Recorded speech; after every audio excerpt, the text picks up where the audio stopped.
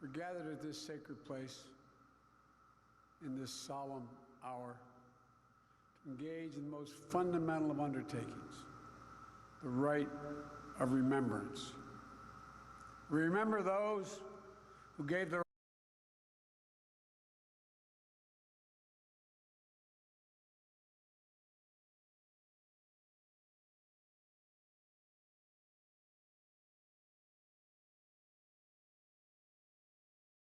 all in the service of America, in the service of honor. We live by the light of the flame of liberty they kept burning. We're free because they were brave. Here on these gentle rolling green hills and across America and around the globe lie buried the heroes of the greatest experiment the world has ever known, ever seen. The experiment bears the noble name, the United States of America. Women and men, all those we honor today, gave their lives for their country, but they live forever in our hearts, forever proud, forever honorable, forever American. Thank you so much. Oh my God, thank you so much. Oh my God, so helpful, so helpful. If you actually read the chat, you know, it's like really helpful. People are saying some good things in that chat. Wow. Thank you so much. Oh my God, so embarrassing. And still today, Americans there it is. Okay. stand watch around the world, often their great personal peril. War and conflict, death and loss are not relics of our American history. They're part of the American story. Here in Arlington lie heroes who gave what President Lincoln called the last full measure of devotion. They did not only die at Gettysburg or in Flanders Field or in the beaches of Normandy, but in the mountains of Afghanistan, the deserts of Iraq. Wait. In the last 20 years. Section 60, when I walk through it, reminds me of the cost of war. Hundreds of graves are here from recent conflicts. Yeah, it looks like the thing is locked. I don't know, dude. Gave their all. Each of them leaving behind a family who live with their pain and their absence every Sorry, Chad, I'm trying to figure this out. day. You're Biden, but not me. Families, we will never forget what you gave to our country. Okay, I think I'm just waiting for an invite or something. Your sacrifice. Yeah, I can't. Oh. Each day, starting Wait, when how are people anyway? Vice President of the United States, I carry in my pocket a number of troops killed during the wars in Afghanistan and Iraq. So yeah, this is a Memorial Day speech. Not an approximation. It's kind of what he's talking about here. I'm looking numbers. for when he talks about It's animated immigration. By the perennial battle. Assuming that this is where it happens. Instincts, which we've seen of hey, late, TJ. And our better angels. Between me So first, yeah, we're ready to rock. And we, the people. Between greed and generosity. Cruelty and kindness. Captivity and freedom. Anyway, let me go look. The Americans of Lexington and Concord, of New Orleans. I think Danabo just needs to like let me into the Normandy, Korea and Vietnam, Afghanistan, and Discord. Iraq, and thousands of places in between. Definitely talking about this battle on fields around the world, but also kids' baseball or soccer games, libraries and parks. So wait, is this not where this announcement was made? And the impetus to come together for a common cause. And I might note parenthetically, thank you, TAPS. That's what you do. Liberty in the pursuit of happiness. We say those words so often, but think of it. The right to vote. The right to rise in a world as far as your talent can take you. Unlimited by unfair barriers of privilege and power. Such are the principles of democracy. So how would you put these noble principles into practice? How do we do that? How do we make the idea real, or as close to real as we can make it? Okay, so I can see us. This nation was built on an idea. The only nation in the world built on an idea. Every other nation is built on Yeah, like I don't think it was from the speech, huh? religion, etc. We were built Okay. on an idea. The idea If anybody of wants to liberty, send me that an opportunity for all. link to Biden's announcement from today, I understand the gist of it. I just wanted to kind of see the source of it, but I don't think this is the source. It was something he said today, but obviously not part of this speech. So what do we want to do with this? Take it down for now. Yeah, and so what we're waiting for. Oh yeah, chat. Let me switch my. Actually, no. What am I doing? I need that. I actually need that. We just gotta switch it to this. Okay. Yes. There you go. So let's fix this up. Everything looks good. Everybody is there. Chat, do you love panels? I love panels. I love panels so much that I stopped hosting them.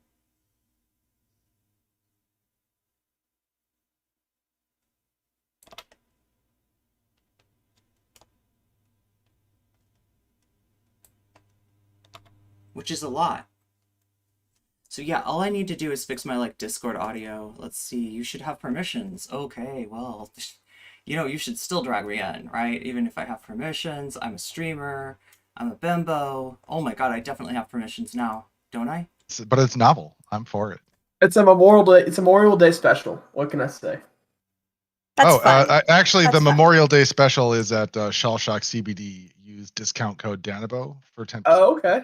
Thanks, because yeah. Oh, nice. Which kind of- CBD is that? Shell Oh. Shock CBD.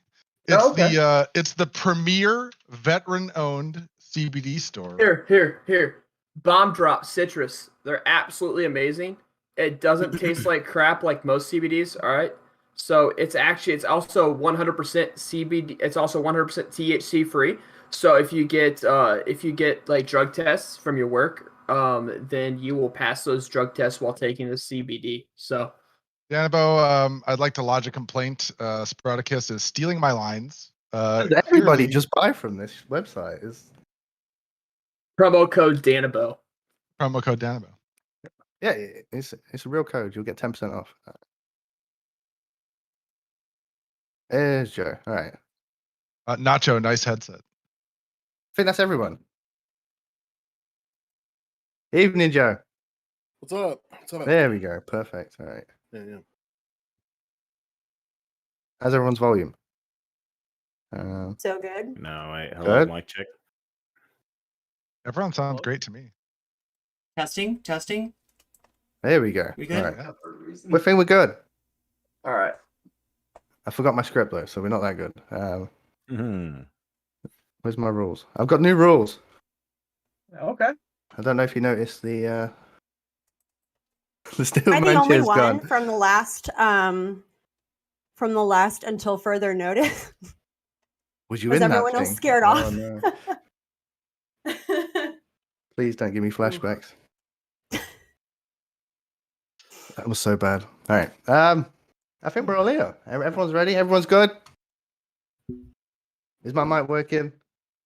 My internet's not working. Okay. We've got. All right. Let me order these cameras around. I've got. Why, Irene? You're tiny. Am I? Oh yeah, I'll Irene fix is that. fine. Just a second. Okay. All right.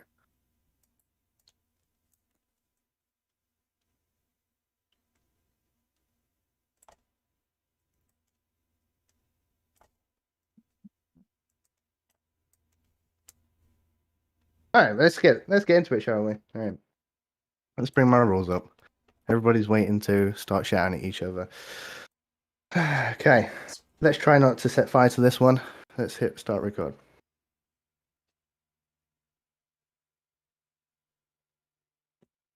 Ladies and gentlemen, boys and girls, MBs of all ages, welcome to Until Further Notice, Bird Brains Edition, featuring Irene, No Comment Chick Special Edition. Boy, have we got a show for you tonight. Right, we're going to kick it off with the rules. I'm going to read out the special Until Further Notice rules that everybody will definitely abide by, and it will not turn into a show like last week, right? I didn't see last week, so You don't want to see last week. Oh, Right, Oh, so it rule was number one. tremendous. tremendous. I wouldn't worry about it. I was on a No. different panel last week during this time, so I didn't see last week. So I'll just ignore last week's. It's all right. That's why you seem so happy and carefree. I want You know, the audience definitely won. That's for sure. As long as people enjoyed it, that's fine. Right, so please keep it civil at all times. Debates can be heated, but remember your example is emulated by the chat. We wish to foster an environment of discussion, not name-calling. And please stream the debate on your own personal channel. It's 100% allowed and encouraged. You can use my page to rip content from, but my internet's not working, so probably don't do that. I will upload this to YouTube later, and you can rip it from there if needed. Please do not harass other panelists before, during, or after the stream. It will not be tolerated. This includes telling your chat to do the same. I want to ensure that my chat does not attack, name call, or harass anyone on the panel. We want a welcoming environment. Now, in regards to the format of the show, each guest will get 2 minutes to give opening thoughts on each topic. You will get an extra minute on the first topic to introduce yourselves and tell us where your channel is and your socials.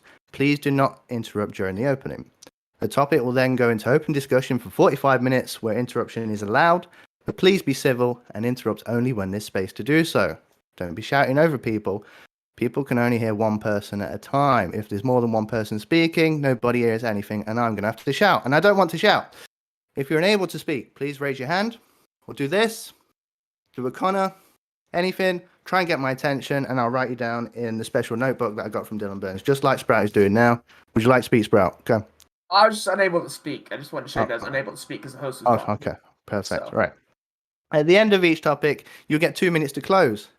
I will raise my hand during your opening or closing statements if you're going over time. So I'll do this, I'll do this, I'll do this. If I'm doing that, you've got 30 seconds to wrap up. Please don't drag it on. You've got 2 minutes to close. If you fail to wrap up, I'll interrupt and we'll move on to the next guest. Now, there was something called a steel man chair. I think we're revoking it this week. We'll see how it goes. I may throw a couple in, but last week people used it as a filibuster and they just threw it at one guest over and over and over again. We don't want people abusing the steel man chairs. We'll see how it goes. If I think someone's arguing in bad faith, I may just chuck one in myself and make somebody argue in good faith. We may do that. So Now, you're not getting rid of the steel man chair. Chase You're is just walking away, so I'd like the steel man Chase. seizing the means of production. I'm taking it away from the Chase. guest. He's walking away. Oh, he's back. Never mind. You're good. Yeah. I didn't count on the guests not behaving, so I've got to take away the steel chairs, and I'll introduce them as I see fit. There is one new rule until further notice, and this is with pronouns. I am done with people questioning people's pronouns or bringing up as a topic on panel shows. I do not like it. I hate it. Stop bringing it up. It only deflects and distracts from the debates. Do not do it ever again. If you misgender someone during my show, and I deem it purposefully, not only will I remove you from this show, I'll make sure I will not personally send you an invite for any other show I help book. That includes the Hippy Dippy, that includes Drunken Debates, it includes Dr. Heems, it includes the Super Sunday. Any show that I help book, you will not get an invite from me. If you do this shit, I'm not putting up with it anymore. It's the last one. That's it. Right. Sorry to get a bit angry then, but I'm sick of it. Okay. We're going to go straight into the first topic. We're going to do introductions. So you've got an extra minute to introduce yourself and then 2 minutes on the opening topic. The first topic will be the Insurrection Commission vote. And we're going to start with, of course, Bird Brains herself. Irene, no comment check. Go for it. Hi, my name is Irene, no comment chick. I do a Twitch stream over there, Twitch at so let's see, what time is it? Eastern Standard. It's 1 a.m. actually. I do a really late show. There we go. Late night stream at 1 a.m. on Twitch. I'm also on YouTube sometimes more in the evening, so I'm trying to spread myself around. I like to talk about politics. I like to talk about video games. I like to talk about culture and all kinds of stuff. We've added kickboxing, actually. Kickboxing is going to be the new subject to talk about. So yeah, a lot of fun things to do, and I also like to do debates. And thank you, danabo for and for making this all happen, for getting everybody together. Because you know what, Dylan's right about one thing. This shit is a huge pain in the ass. It's a lot of work, and Danabo's done a great job pulling it together this week. So thanks. So are we rolling right into my commentary on the January 6th? Yeah, and it's a general discussion on the Capitol Riots and why you think the Republicans voted to block the vote on the independent investigation on the insurrection. It's really or the simple. protest, whatever you want to call it. Yeah, I think the answer is really simple. It's not going to be a good look, Sweaty, and so the Republicans don't want it, right? But we need it in this country to figure out like what's going on, what has happened, how the top branches of government have been compromised by forces that don't respect democracy in any way. Because make no mistake, what was on the line January 6th was our very democracy, right? The people with the intention to go in there and hogtie our legislative branch, I think wanted to do so with the goal of overturning the fair and free election of the American people. And that is not something that we can tolerate. At the very least, it needs to be looked into, and like a little bit of blame needs to be placed. Listen, if it's not all the Republicans, as some of the Republicans seem to say, then let's find out who was like really culpable, who was working together, with these people to enact such a dangerous plan. And I think it's because they know it's not a good look. Thank you, Ryan. Sprouticus, thanks for joining us. Opening statement and tell us who you are, where you come from. My name is the Sprouticus. You can find me at twitch.tv/thesprouticus. Again, it's the Sprouticus. So referring, and I keep getting invited to panels because evidently liberals love getting owned. So that's just kind of the way it is. So I do want to talk about, I'm excited about this topic. I do want to say that this would be an absolute waste of time from Congress. The FBI already has an investigation into this. And so with that being said, you can look back at the way Congress investigated Benghazi. This would be a waste of time, a waste of money from our government. Our government needs to be doing other things to help Americans, and this investigation is better off left to the FBI. Okay. Chase. Did you say Chase? I don't know why I went high pitch then, but yeah, Chase. Sorry. It's just because you feel so emasculated in my presence. It's totally understandable. And actually, speaking of, I do want to start by just condemning the panel host for bringing together this panel on a day when we should be honoring the memory of the fallen troops who have spread freedom throughout the world. So I do want to take a moment to condemn Danabo for having this panel on this particular day. Aside from that, I'm Chase. I stream very rarely, but you can follow me on Twitch at J0e Mitchell if you want. I have a lot of fun coming on these panels. I enjoy talking to people. I try to do it in good faith. Most of my family have very different political views from me, so I just really enjoy trying to learn how to have better conversations. In that way, I guess my goals are aligned with Danabo, even though I must condemn him today. I do want to mention, even though I've already condemned him, that this stream is sponsored by the #1 CBT CBD? outlet. No, CBT, extremerestraints.com. For all your CBT needs, use discount code Danabo. They'll provide all of your CBT needs. With regards to the January 6th insurrection, I am absolutely appalled that anybody voted against investigating what happened on January 6th. I have heard that #1 Antifa were arrested during January 6th riots. I have heard that some of these people who are being arrested and are being prosecuted were simply tourists wandering around. I have been told over and over and over again that agents of the government shot patriots on that day. How can anyone say that we shouldn't investigate this? We need to hold Antifa accountable. We need to hold the government accountable. The fact that anybody voted against this is abhorrent, just like Danabo hosting this panel today. Thank you. Do I say thank you? Thank you. Nacho, introduction, opening thoughts. Could you skip me for just a second, please? Yep. Sorry. RD Zoid. Hello? Hello. All right. Your mic a bit low, RD. loud or low? A bit low Whoa. to me. All right, 1 second. I'll turn you up as well. I'm all the way up. Try now. Hello? Yeah, that's good. All right, go for All it. right. All right, I'm Artie Zoid. I like to stream games most of the time, guitar sometimes. And I guess if you ever want to argue with someone who would be right-leaning compared to the rest of the internet, then I'm your guy.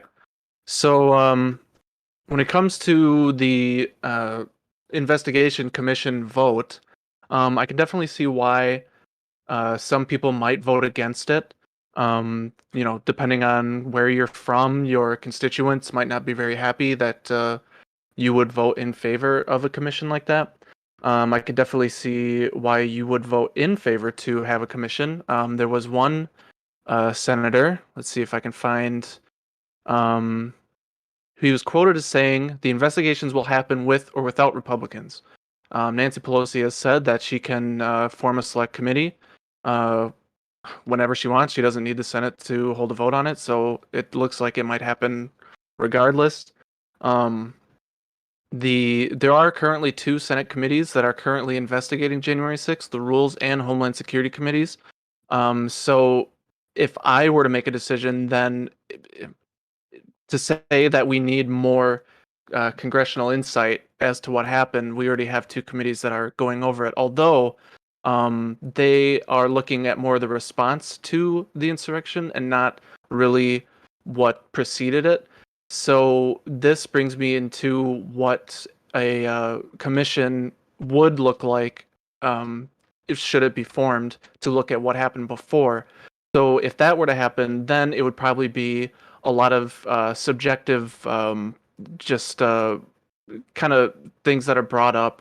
And the problem with that is usually when Congress does something like this, most of the time, like 90 to 95% of the time, it's mostly just for sound bites and shit that the media can use. And just whoever's grilling, in this case, it would be the Democrats, whoever they'd be grilling, and then the Republicans would be defending.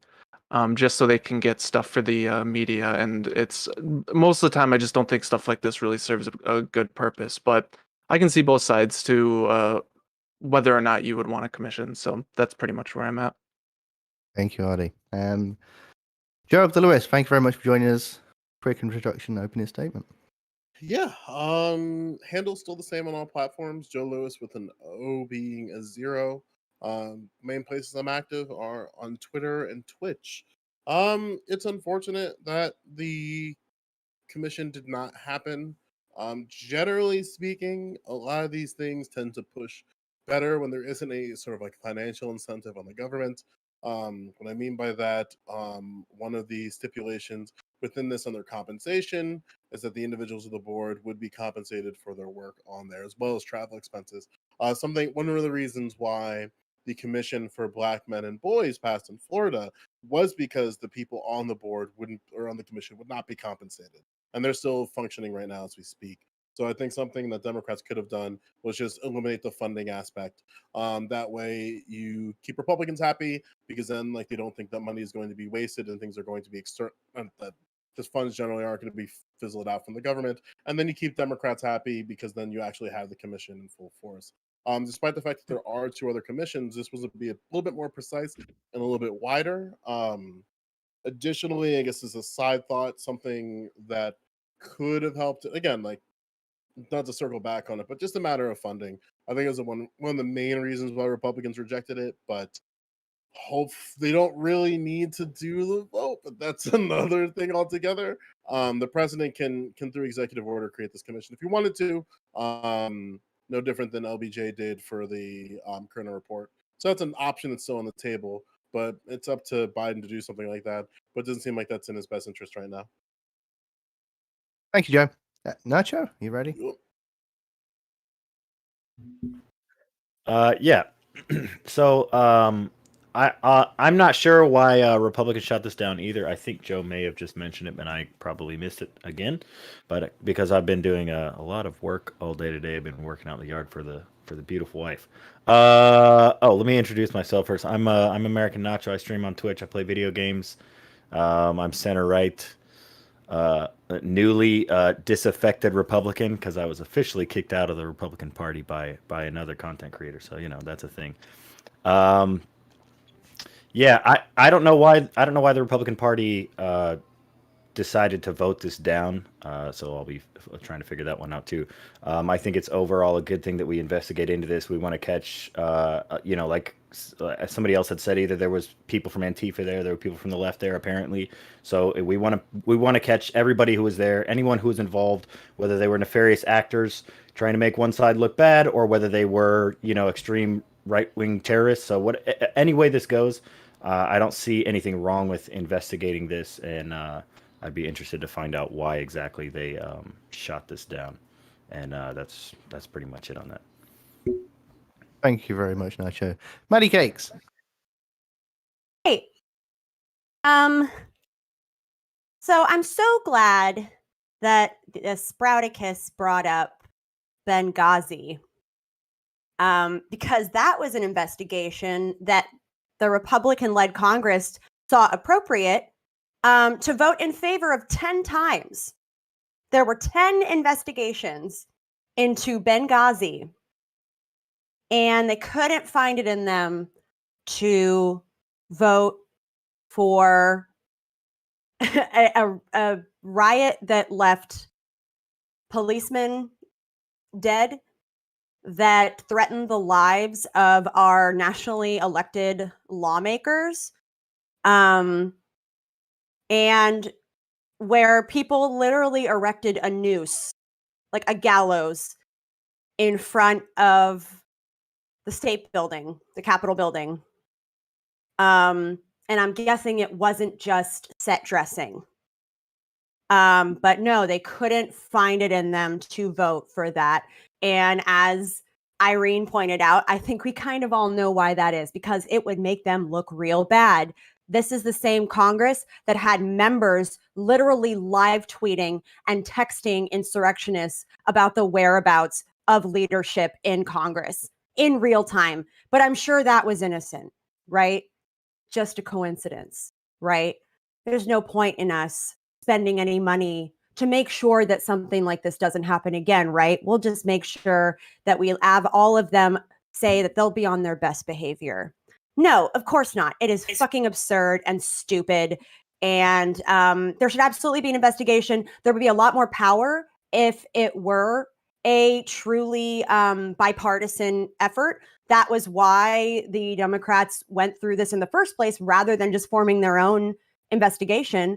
But it holds a lot more weight when they have the support of both parties behind it, because the Republicans decided, well, we're like not gonna. I'm sure it was just people on vacation, because that's what I do on vacation, is I beat the shit out of cops, and try to overthrow a government or whatever, and then I find time to go to the beach, maybe.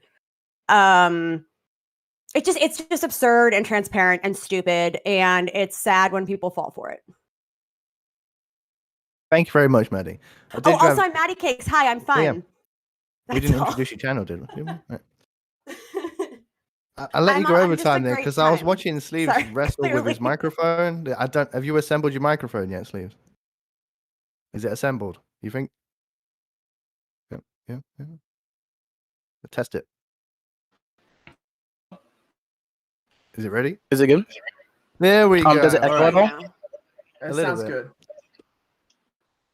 Wait, hold up. Can you hear me? Yeah, we can hear you. You're good.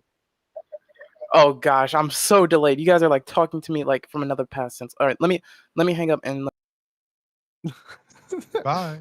All right, that was good. That was Sleeves. That was Cut Sleeves. You can find him on Discord. He will not back down from any debate ever. He's been really good to fill in on panels. Actually, it's if you book shows, Cut Sleeve is the one to go to, because he will never say no. He will always say yes. Let's see if he comes back in time.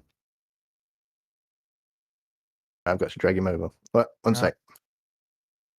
I've got no mods. He put that microphone together in his robotics class. He's not getting a passing grade at this point. Yeah, we can hear you. He's earning that A, all right? Go for it, Sleeves. He's still delayed? Am I? No, you're fine. Oh, no. Good. Okay, now I'm good. Okay. All right, introduction and opening statement on the topic. Okay. My name is Cutsleeve. You can find me on the Discord. I've never rejected a debate before. If you think my ideas are so trash, why don't you destroy me in the marketplace of ideas? All right, now let's go on to the main topic. There are 3 reasons you should oppose this bill. First, political capital. Politicians have a finite time and influence. Using it to try to criminalize more people doesn't seem to be useful and seems kind of sussy to me. As of February 2nd, the FBI has already investigated January 6th. What does another commission started by Nancy Pelosi gonna do? Second, it's not that effective. They've already charged 440 people. Now, I assume you're not going to arrest everyone at the rally, and I assume you're not going to criminally charge the people who went into the Capitol to like take a selfie or like steal some drawers, like people who are there for the lulz. It's all a waste of time. You're going to arrest a subset of people who already haven't been charged. 3, consistency. If you're going to establish a commission to investigate January 6th riots because they're dangerous, the question follows. Are you going to investigate BLM riots? My opponent might say that no other riot has threatened democracy, but I'll point you to the Oakland riot, who rejected Trump as the actual president that day. Then my opponents might say BLM riots didn't actually happen on federal property, but I project you to the May 31st riots, where 60 secretaries got injured in a riot in front of the White House. My question to the panelists is, what would it take to convince you that this bill might not be for passing? I actually like Cut Sleeves. Like Cut Sleeves is good. You got a good panelist here. Yeah, I think Dan- I'll have him on more often. He's a bit of a star, a bit of a prodigy. I think Dan, he's got a good future ahead of him. Yeah. Can I address Maddie really quick on something? Before we go into open discussion, I just want to say thank you again, everybody, for coming on. Thank you very much to Irene, nocommentchick. It's been a long time since we've seen her on a panel, and I'm glad to finally have her on. Even if it's my show, if I have to make my own panel just so we can get Irene on panels, I'm going to do it, and I'll do it every week until you stop booking her. Okay. Now, what I want to say to the audience is, please do not try this at home. Everybody here are trained debate lords. They will not be injured. No debate lords will be armed in the making of this show. Now, Sprouticus wants to go straight into open discussion. Does anybody else want to address anybody? I'll note you down in the book. Remember, raise your hand. Try not to jump on people. If I'm talking, please do not talk. I'm only talking to moderate. All right, go Sprouticus. Address.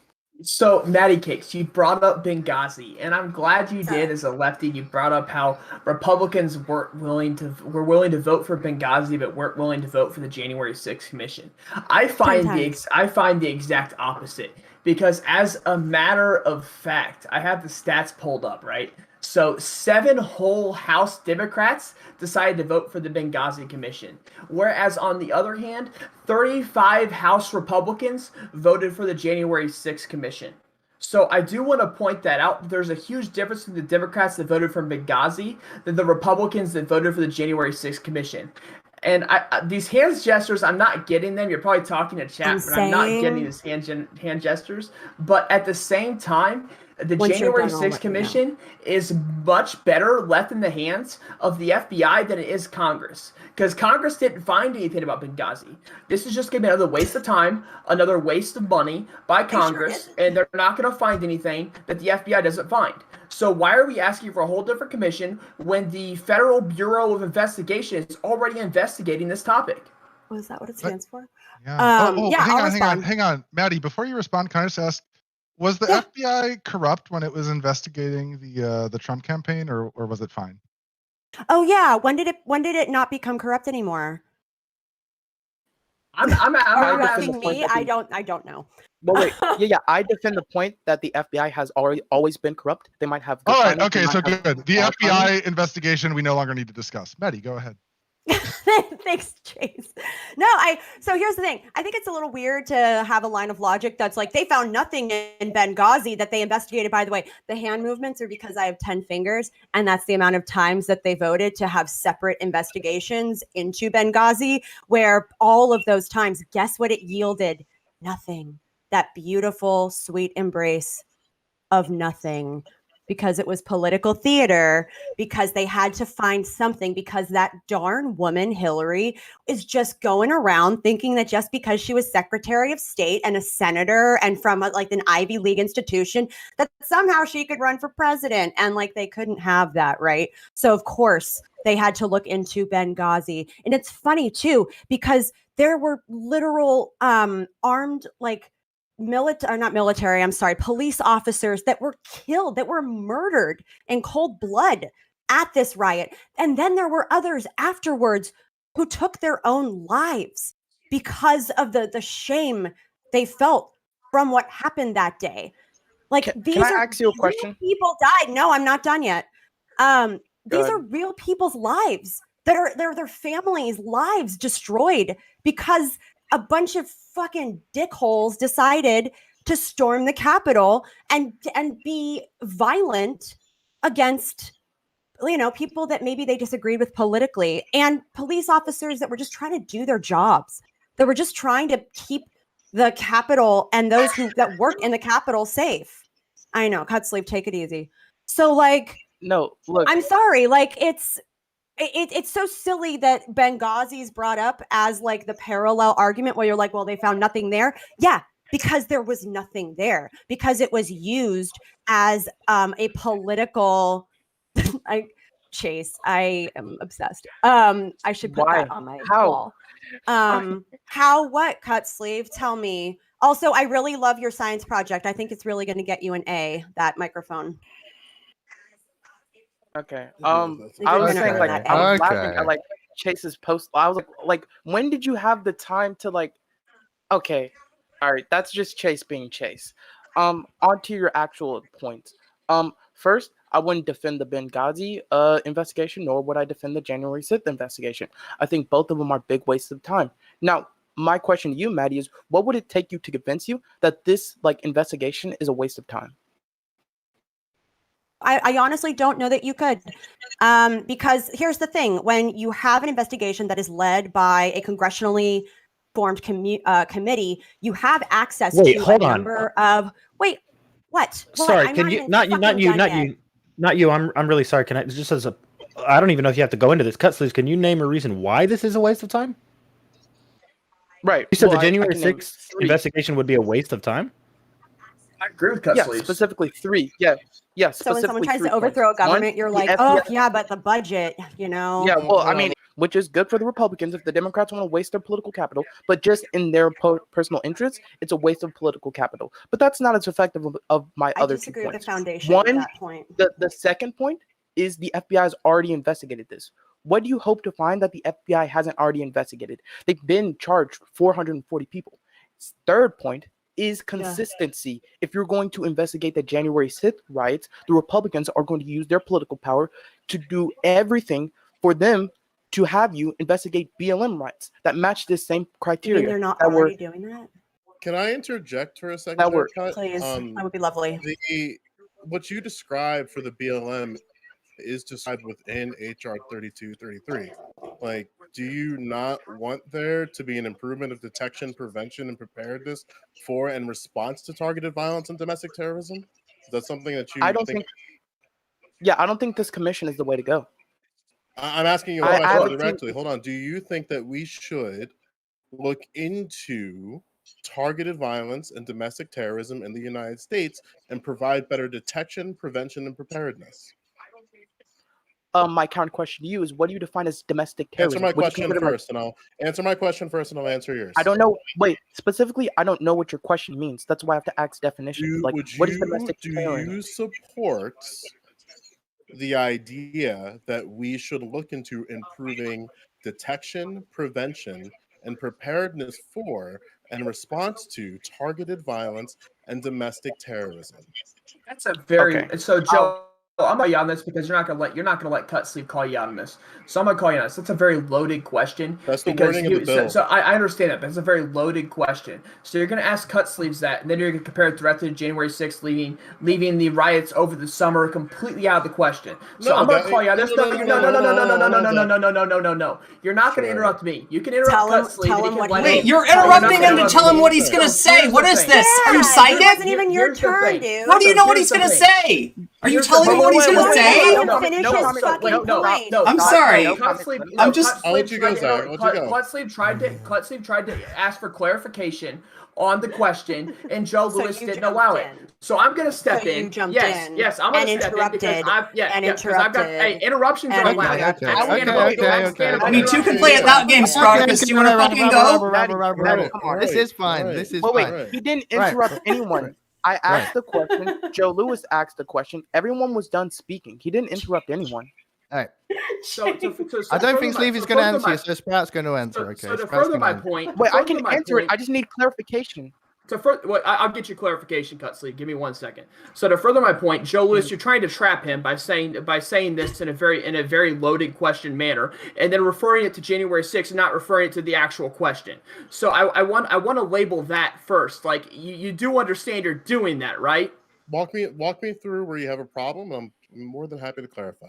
So you were asking him that question, and then you were going to directly capitalize that towards January 6th and not towards the actual question that Cutsleeve had. Am I correct?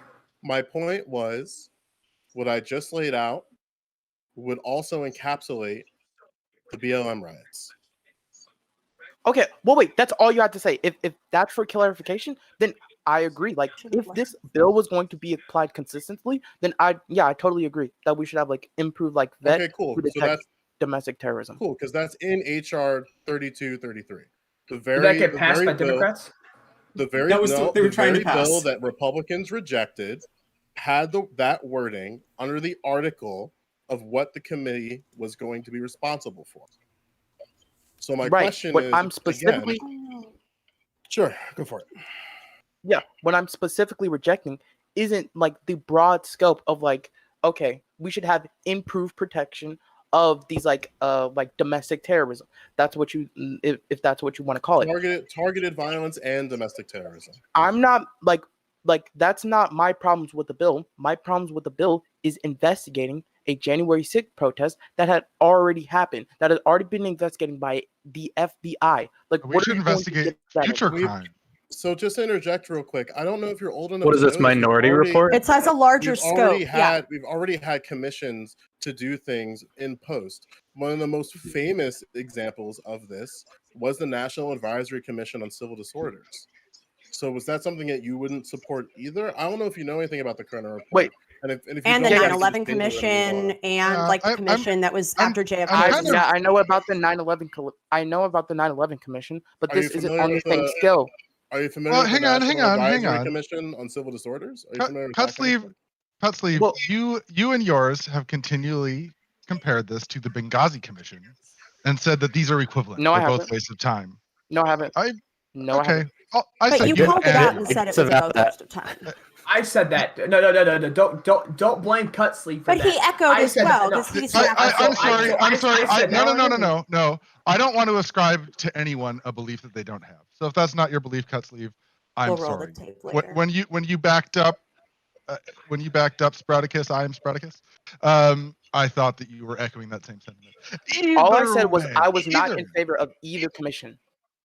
Yeah. Okay. So yeah, but that is drawing a comparison between the two. So that's But just to be clear, you would support what I described. Am I understanding that correctly? I'm not saying. I can read it back to you if you'd like. So here's the thing: when you reject the bill, you don't have to reject all parts of the bill. I can agree if that's what was in the bill. I like improve that if that's what was consistently applied. But you can reject the bill and agree with some parts of the bill. I totally agree with you there. I don't know if what your objections actually exist in the bill. So I'm trying to understand where you're coming from. With and this is why I'm bringing up this false comparison to Benghazi, because people keep saying that like I brought this up as an example. Spartacus, can I please just have 30 seconds? 30 seconds. Go ahead. All I want to say is this bill is 100% different from the Benghazi Commission. The Benghazi Commission was a partisan commission set up with Republicans in control, specifically to investigate a partisan opponent that was extended 10 times and spent $7 million.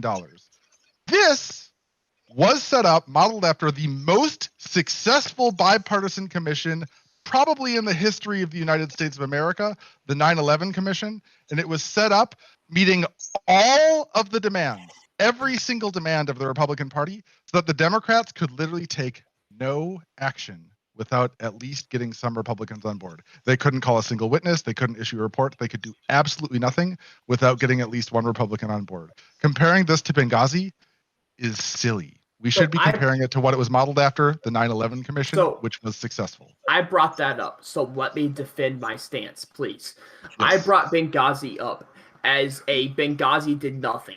Benghazi did, I mean, unless the lefties are going to disagree with me. Wait. Are you telling me nothing? Oh, the Benghazi Commission. Okay, I thought you were going to say Benghazi themselves did nothing wrong. No, the Benghazi Commission did absolutely nothing. It was a waste of time. No, I'm not pro Benghazi. Trust me, I'm not pro Benghazi. But the Benghazi Commission did absolutely nothing. It was a waste of time. It was a waste of money by the Republicans. I am absolutely for stopping the waste of time and waste of money that the Democrats are trying to do on January 6th.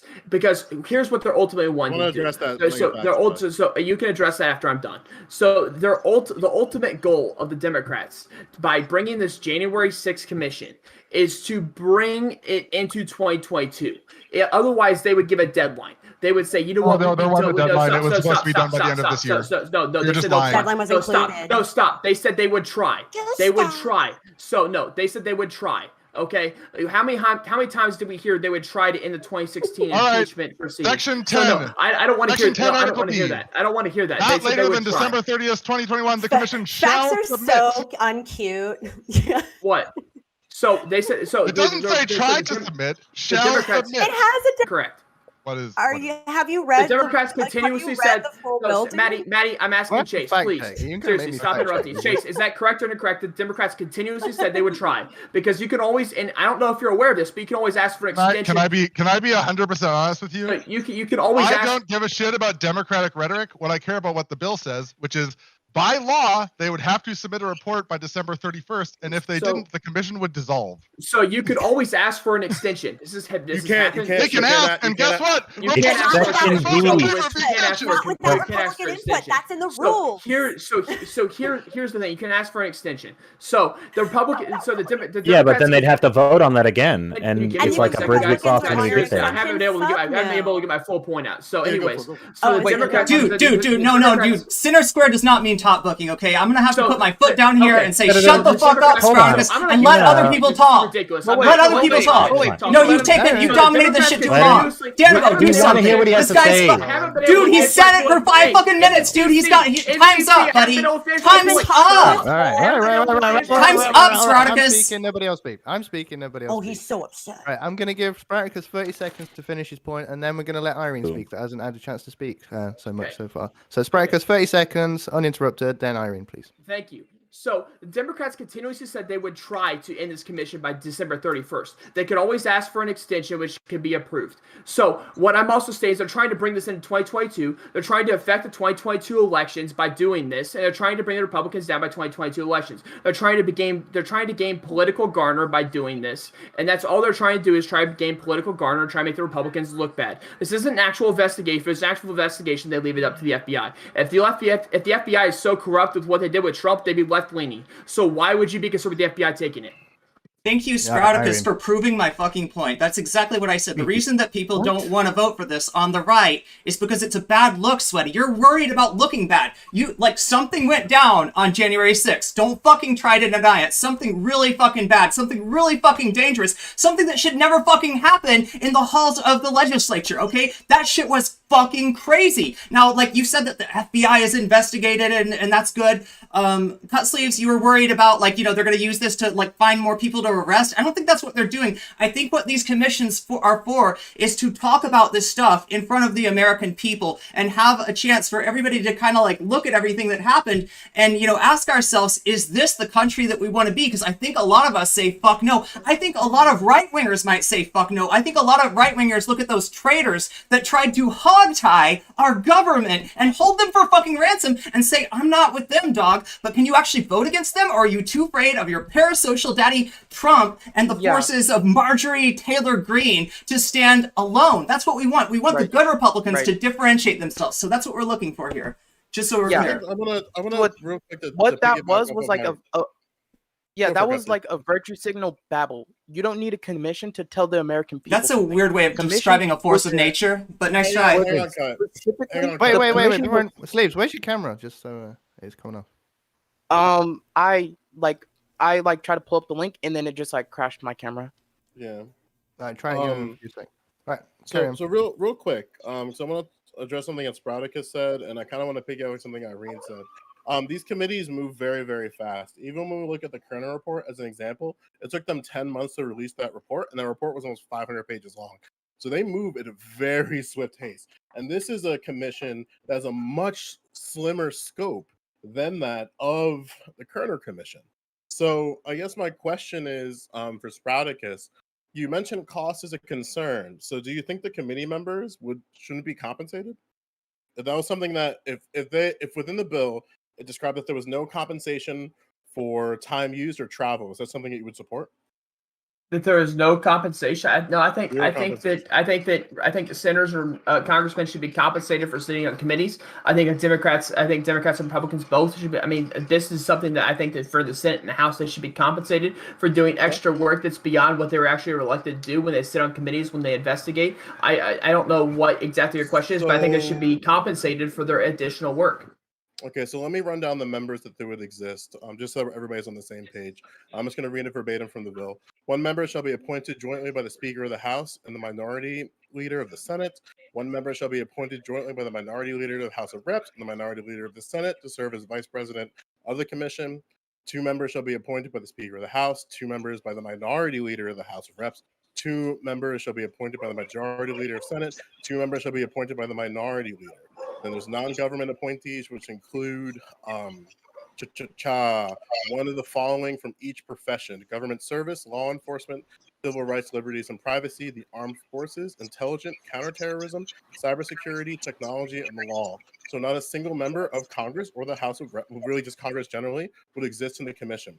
So I'll ask you again, if there was a stipulation where compensation for these members didn't exist, is that something that you would support? If it didn't exist, no, I would not support it, and I'm not supporting this commission anyways. So I'm confused. I'm not supporting this commission in total. Whether or not they're compensated means absolutely nothing to me right now because I don't support this commission.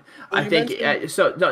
Give me a second, J0e Lewis. Cost, right? So what I mentioned was I think this is an absolute waste of time. I think this is an absolute waste of money, and I think it's going to get absolutely nowhere.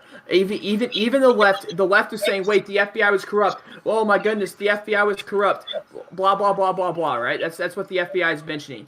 But I mean, that's what the left is mentioning. The FBI is corrupt because the Republicans said they were corrupt. Whatever. The Republicans also said that the FBI was left leaning. So if you're going to agree to the FBI, if you think the FBI is corrupt, they're also left leaning. So why wouldn't the liberals be okay with just the FBI taking charge? I think the FBI would do a much better job of investigating this than the House and the Senate. I think the FBI already has subpoena protocols.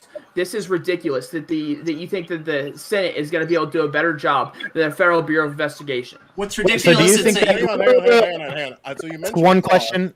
Yeah, but real quick, Spartacus, you did again. You mentioned cost. I laid out a scenario where the members of the committee wouldn't be compensated. I also made it clear that they wouldn't be members of Congress. So, and then you said money's not a factor. No, stop. There's So still a cost. where would the money? Where are the costs that you're describing?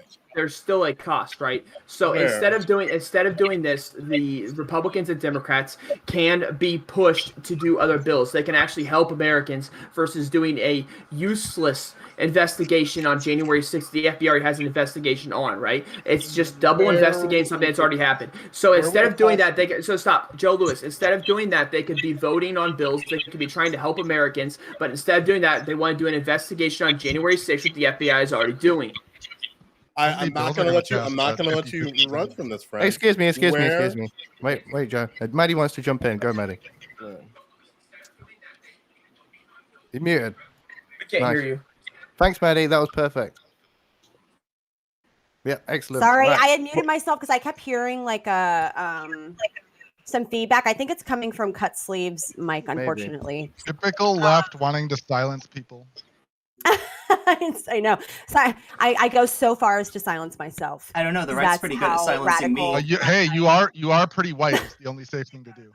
I'm extremely white. But anyways, So yeah, I think because there seems to be some confusion on like, well, what would be the difference? Like, why do we need both investigations? Like, why would we need a commission if the FBI already has a full investigation going? Well, here is what the advantage of a congressional commission would offer that something like an FBI investigation wouldn't.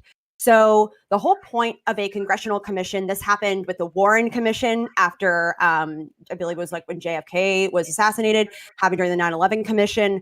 But the advantage is that there are also open hearings. So you're not just doing a normal investigation into what's happened, but you're bringing the American people into the conversation and giving them the transparency that they wouldn't otherwise get from something like an FBI investigation. Now, this is important because especially for people who were horrified on what happened on January 6th, people who saw their very democracy threatened, or even people that maybe, you know, are related to a congressperson, or they've met a congressperson. There's someone who they have a personal connection to that was in imminent danger on that day.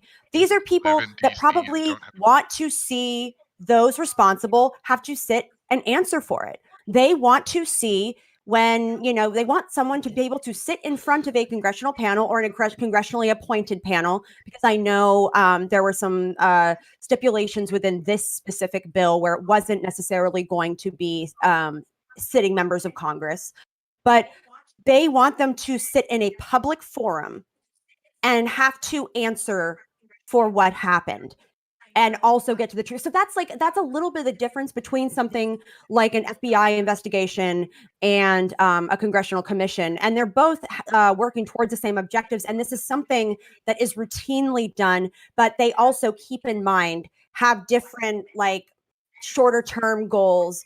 And in this case, it's allowing people to be part of that process and rather than have it all under wraps. Okay, so you're giving Congress way too much credit. Give me one second. I was addressed in that. I'd like to counter that. So I would also like to. Yeah, you weren't addressed. What? But so I was addressed by Maddie. I was addressed by Maddie. You're a white guy, so you just assume. Danabo, was I addressed by Maddie during that topic? I believe my name was specifically brought up. Just go. We don't need to do this. I'm also white. You're bringing up the JFK assassination, right? The JFK assassination, 9/11. So those are the two instances you brought up where a commission was involved, or a 9/11 style commission was involved. Those are two of the most prominent examples of when 9/11 commission was enacted on those events, right? So do you believe the January 6th and what happened on assassinating a president and the 9/11 when 3,000 Americans were killed, do you believe those are equal?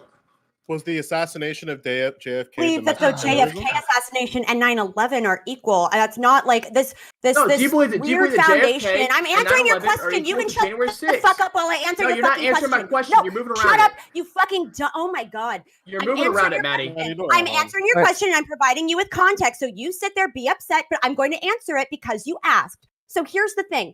I think like when I'm asked, well, are they equal? By what goddamn measure, dude? Is this on a binary? Do we just put a weight and you're like, oh, well, this rate's on the, in code magenta on a scale of blue to whatever. So that must mean that like it passes the threshold for the need of a commission. It's like, that's not how these things operate, dude. And you want to know what? You want to know how this almost became on the same level as something like an assassination? Imagine if people who were actually serving in Congress, imagine if one of them was murdered, because that almost happened. They erected a gallows in the front of that building. They brought zip ties in with them to supposedly like capture and fucking like kidnap like serving members of Congress. So yeah, it came real goddamn close to being just as bad. But also, I just don't necessarily think of like the badness of shit that's happened in our country as like, well, that was about half a 9/11, but it certainly wasn't a JFK. That it would need to weigh at least like 2 more 9/11s to count as that. So what? Wait. Everybody hold on. Everybody stop. Before everyone else jumps in, RD-Zoid's been waiting. Please, RD-Zoid, go for it. Okay, so what just happened emulates what happens every single time Congress has one of these hearings. Sprouticus asked it a totally loaded question to Maddie, and she started answering, and Sprouticus was like, no, and interjected. This happens every single time they bring someone in to question them. A congressperson asks well, that's okay. So one hearing where you actually got something tangible out of it, like some information that's actually useful. Most of the time, they'll bring someone in, they'll ask them a totally loaded question, then they'll be like, that's a yes or no question, or they'll just keep going, I reclaim my time, and then nothing good ever comes out of it. So, like, I feel like there's way too much credit given to Congress about this, just because whenever we see stuff like this happen, most of the time it's a waste. And like, I don't think it's fair to say, well, this is a waste of time because it hasn't happened yet. But yeah, sorry. But wait, can I ask Joe a question? No, Sure. wait. Before anyone else jumps in, what I'm going to do is I'm going to introduce the steel chair, and I'm going to hit Joe over the head with it. And I want J0e Lewis to give his good faith argument in favor of Sprouticus' position. Go ahead, Joe. I totally think that the cost of these committees is a waste of government funds, which is why I think one thing that you could do for talking about a policy prescription is that Democrats could have made an amendment to make the compensation zero. That's something that gets it passed very, very well at the state level. I don't see why that would exist in the federal level. Additionally, I do think there is something to be said about the FBI doing its own separate investigation. Not to inject too much of my personal opinion here, is that the FBI hasn't done a very good job at investigating essentially themselves or other type of government bodies. But I would agree that maybe if the FBI was transparent in what they were proposing and what the scope of their investigation was, that could help challenge the validity of this second commission. And the third thing that you cited, let me get my notes here. You cited, and maybe Cutsleeve did, so I don't know which one, but what about the BLM, which is something that I totally agree, because if you have a commission to assess things specifically like riots, then it makes total sense to analogously have something to analyze another point of riots, as BLM as an example. Yeah, and That's how the steel bench is supposed to work. Wait, that's how the steel bench is supposed to work. Thank you very much, Joe, for arguing in good faith on the opposite. Did I get any of that wrong or something wrong? No, sounded good to me. So he got. Can I respond to that a little bit, Danabo? He got a little bit wrong from my side. So when he said that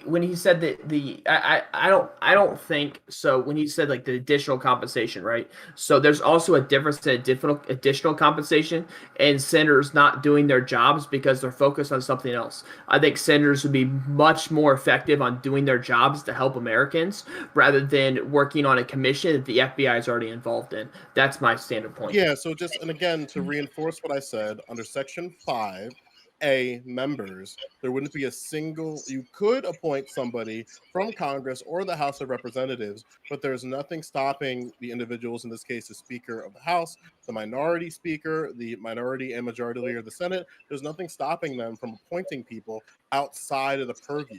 Because additionally, there's going to be 5 members that are non-governmental appointees, including but not excluded to government service. Well, actually, no, including because they were cited by name: government service, law enforcement, civil rights, the armed forces, intelligence, counterterrorism, cybersecurity, technology, and law.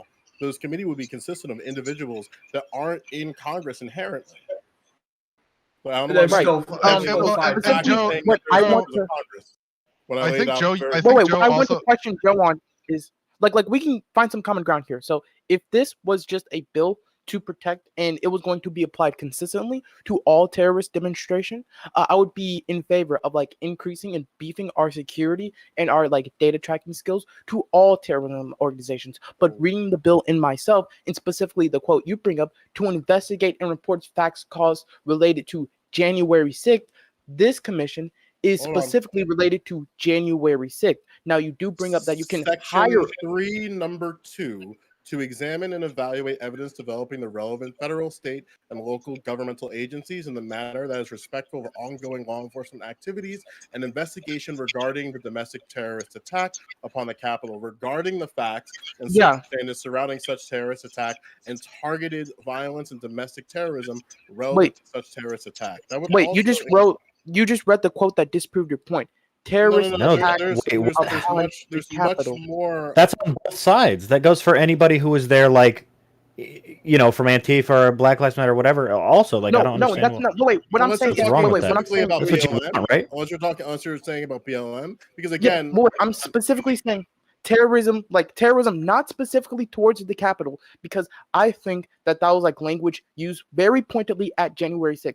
I want an investigation or the beefing of our security upon all terrorist demonstration. Now we can agree that if this was like applied evenly to all terrorism organization demonstrations, that I would be in favor of this bill. But it seems specifically pointed at January 6th, which I am not in favor of because one, the FBI already investigated. Now, Maddie brings up the point of open hearings and clarifying and asking Congress questions, but I don't get any, I don't see the value out of it. What is the value of asking congressmen questions? We've already locked up 440 people. We've already I don't know, they've already prosecuted Trump. I hate to cut you Joe, off, respond.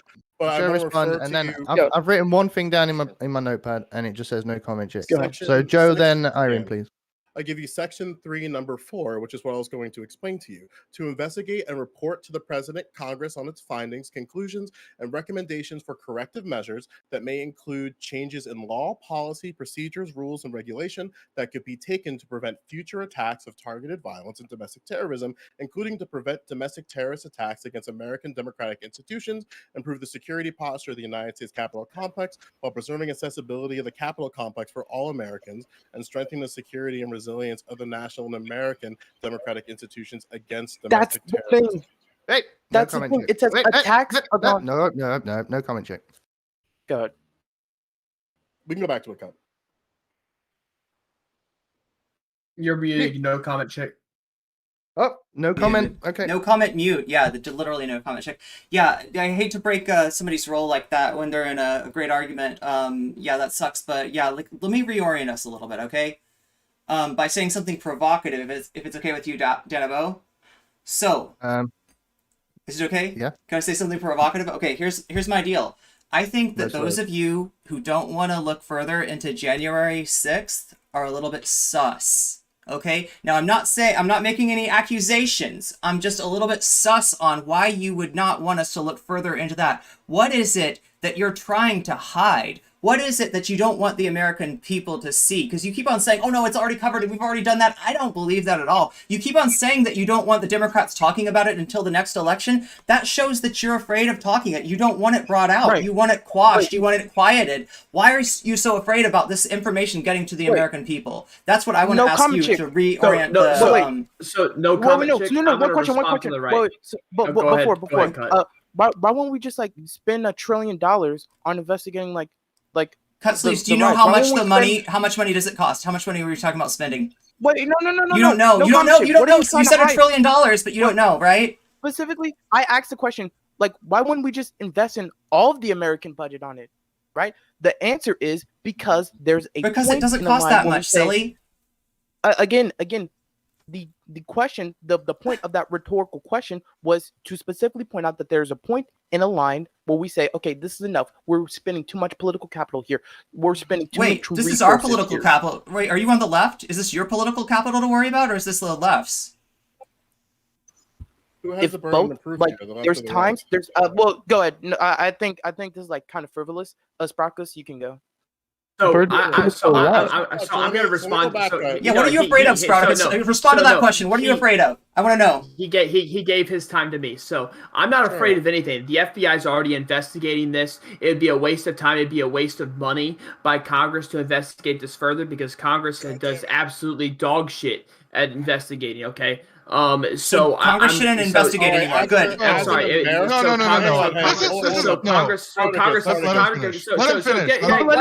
Let me finish. Seriously. So the Congress does absolutely dog shit on investigating. This would be an absolute. Prove it. Why do you think that? Why do you think it's bad at investigations? Prove to me that Congress sucks at investigations. We can look at the investigations Congress has done and what's come out of them versus what's come out of FBI investigations, right? Wait, it's not the same thing that they're doing, though. No, it is the same thing. They're not doing the same thing. It's a different kind of investigation for a different purpose. No comment. Listen, you've told people to shut the fuck up enough. I'm going to interrupt you a little bit too, dude. I'm just giving you your own medicine. Your own medicine. It's what you're doing to everybody else. No comment, chick. You asked me a question. Seriously. So here's the thing. So it's a very clear comparison between the FBI results and the Congress results. Right? They're not the same purpose. They're not the same kind of investigation.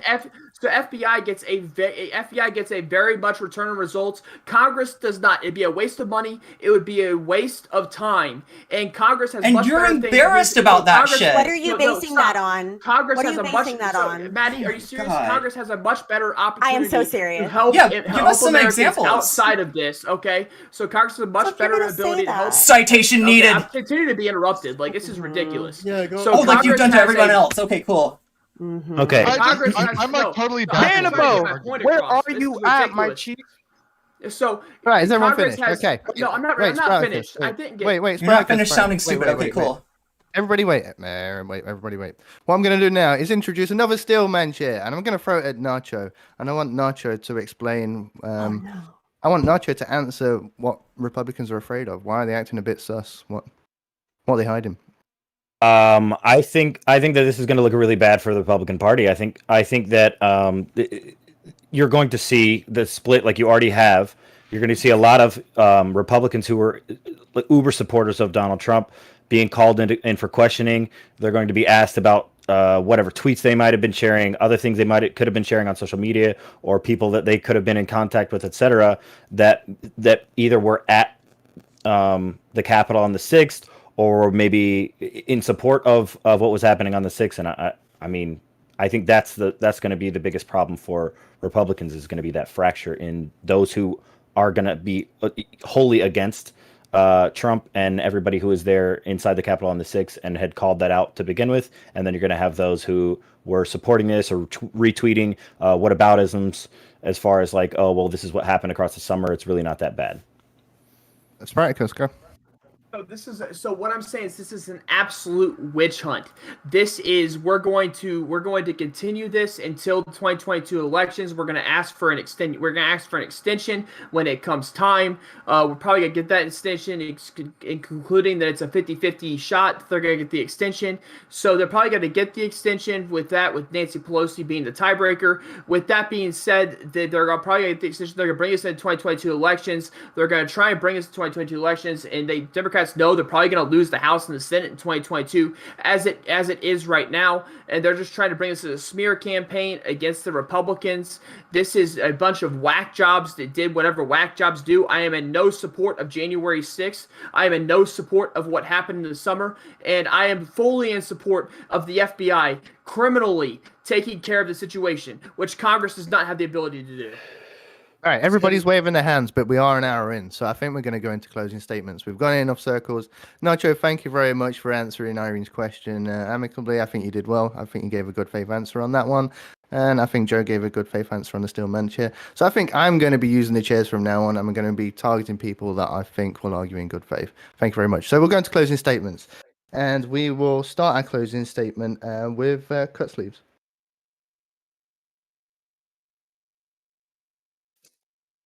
Yeah, I'll give a bit of terribility here. Firstly, I do agree with Joe's point. If there is a consistent line of preventing terrorism that comes from this like possible or theoretical bill, I would be in support of that. But I do lean heavily with the Republicans and the conservatives when they have doubts of the consistency about this bill, and when they see this bill and they see something just to be pointed out at January 6th. In the future, or in the hypothetical world where this bill gets passed, I see it as like something that would only be applied to January 6th, even though the language of the bill contains otherwise. But none of my 3 points have actually been answered. One, this is still a waste of political capital. The FBI has already investigated January 6th, and there's no good that open commissions with the congressmen who weren't even at the January 6th rallies could do. Two, it's not effective. Again, you've already charged 440 people. You're not going to get extra closers with Q&As. And three, consistency.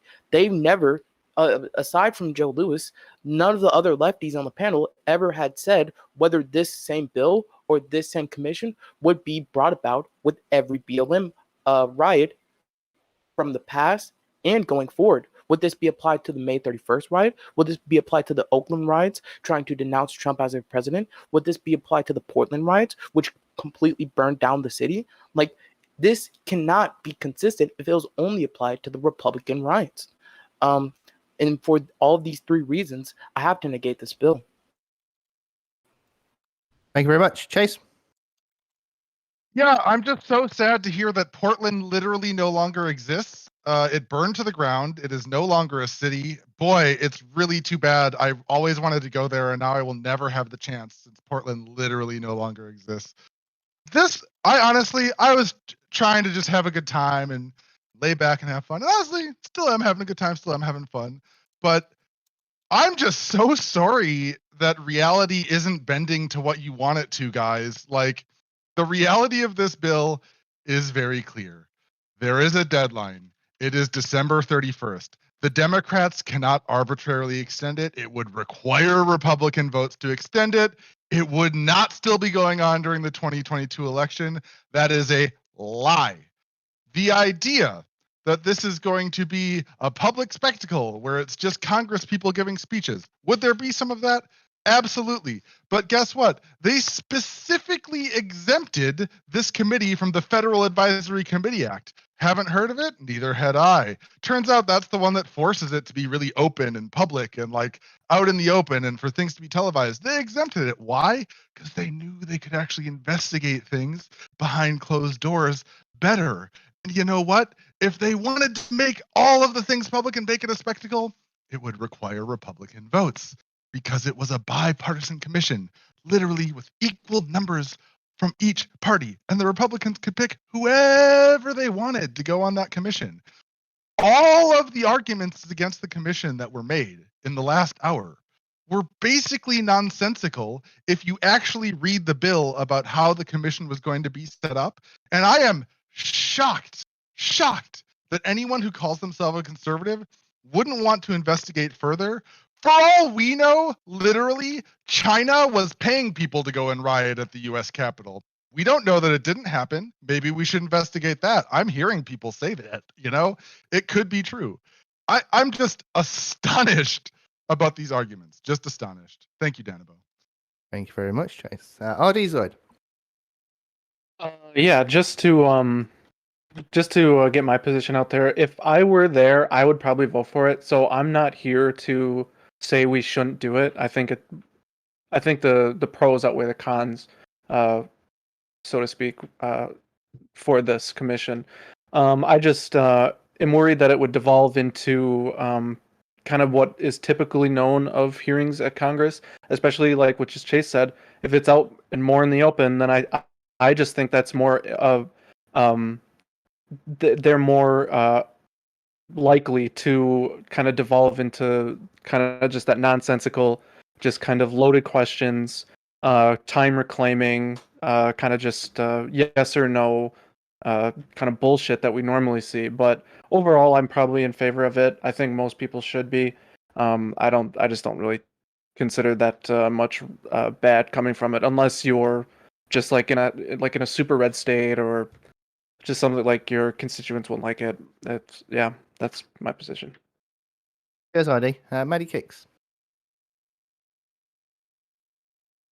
Cool. Yeah. So I think obviously it's a real shame that the Republicans in the Senate decided to vote against, not even just vote against, but filibuster this commission. Especially it's especially sad when like their lives were in danger too during the insurrection. So it's weird. I just want to be a fly on the wall when they decided to vote against an investigation that could have like resulted in their murder. What a fun mindset that they are probably in. But yeah, I think, when we build a foundation on an argument like, Congress, those things never get done or they always suck or whatever. It's like, yeah, I don't know by what metric you're drawing to that conclusion. Because if we're going to do some sort of comparative analysis, well, let's ground it in something quantitative, right? Because that's how we ensure that we're not letting our own biases get in the way. So if we're going to make a claim like that, let's source it, let's cite it, let's name some sort of metric by which we are going to evaluate success, what constitutes success and what doesn't. Because the reality is that there have been a lot of commissions over the years that have led to change, that have helped uncover many things that the public deserves to know, especially when it is a public interest, especially when it is investigating something where people came from all over the country to attempt to stop a democratic process from happening because it didn't go the way they wanted it to. And also, if the claims are true that actually it was Antifa and that's who was really doing it, then that's even more reason for the GOP to vote for it. It's like, great, let's go get Antifa. Let's go, arrest the undersecretary of buffoonery from Antifa and everyone will be safe. So yeah, I think it's very silly. And I'm excited for the palate cleanser because this is my new favorite segment in these debates is the palate cleanser. You don't know what it is yet. I don't know. I'm still excited, Danabo. Don't Thank take you that very from much, me. man. All right. Before I go to the next guest, I want to do a quick shout out for myself. If you want to be on a panel show like this, or if you want to be on the Hippy Dippy or the Drunken Debates or Dr. Hume's game show, go to my Discord. There is a Buckingham recruitment section. Put your name down, put your politics down, and I will reach out to you to get you on a show. Also, if you are a viewer and you like these panel shows, please go to my Patreon, patreon.com/danabo, and throw me a few dollars.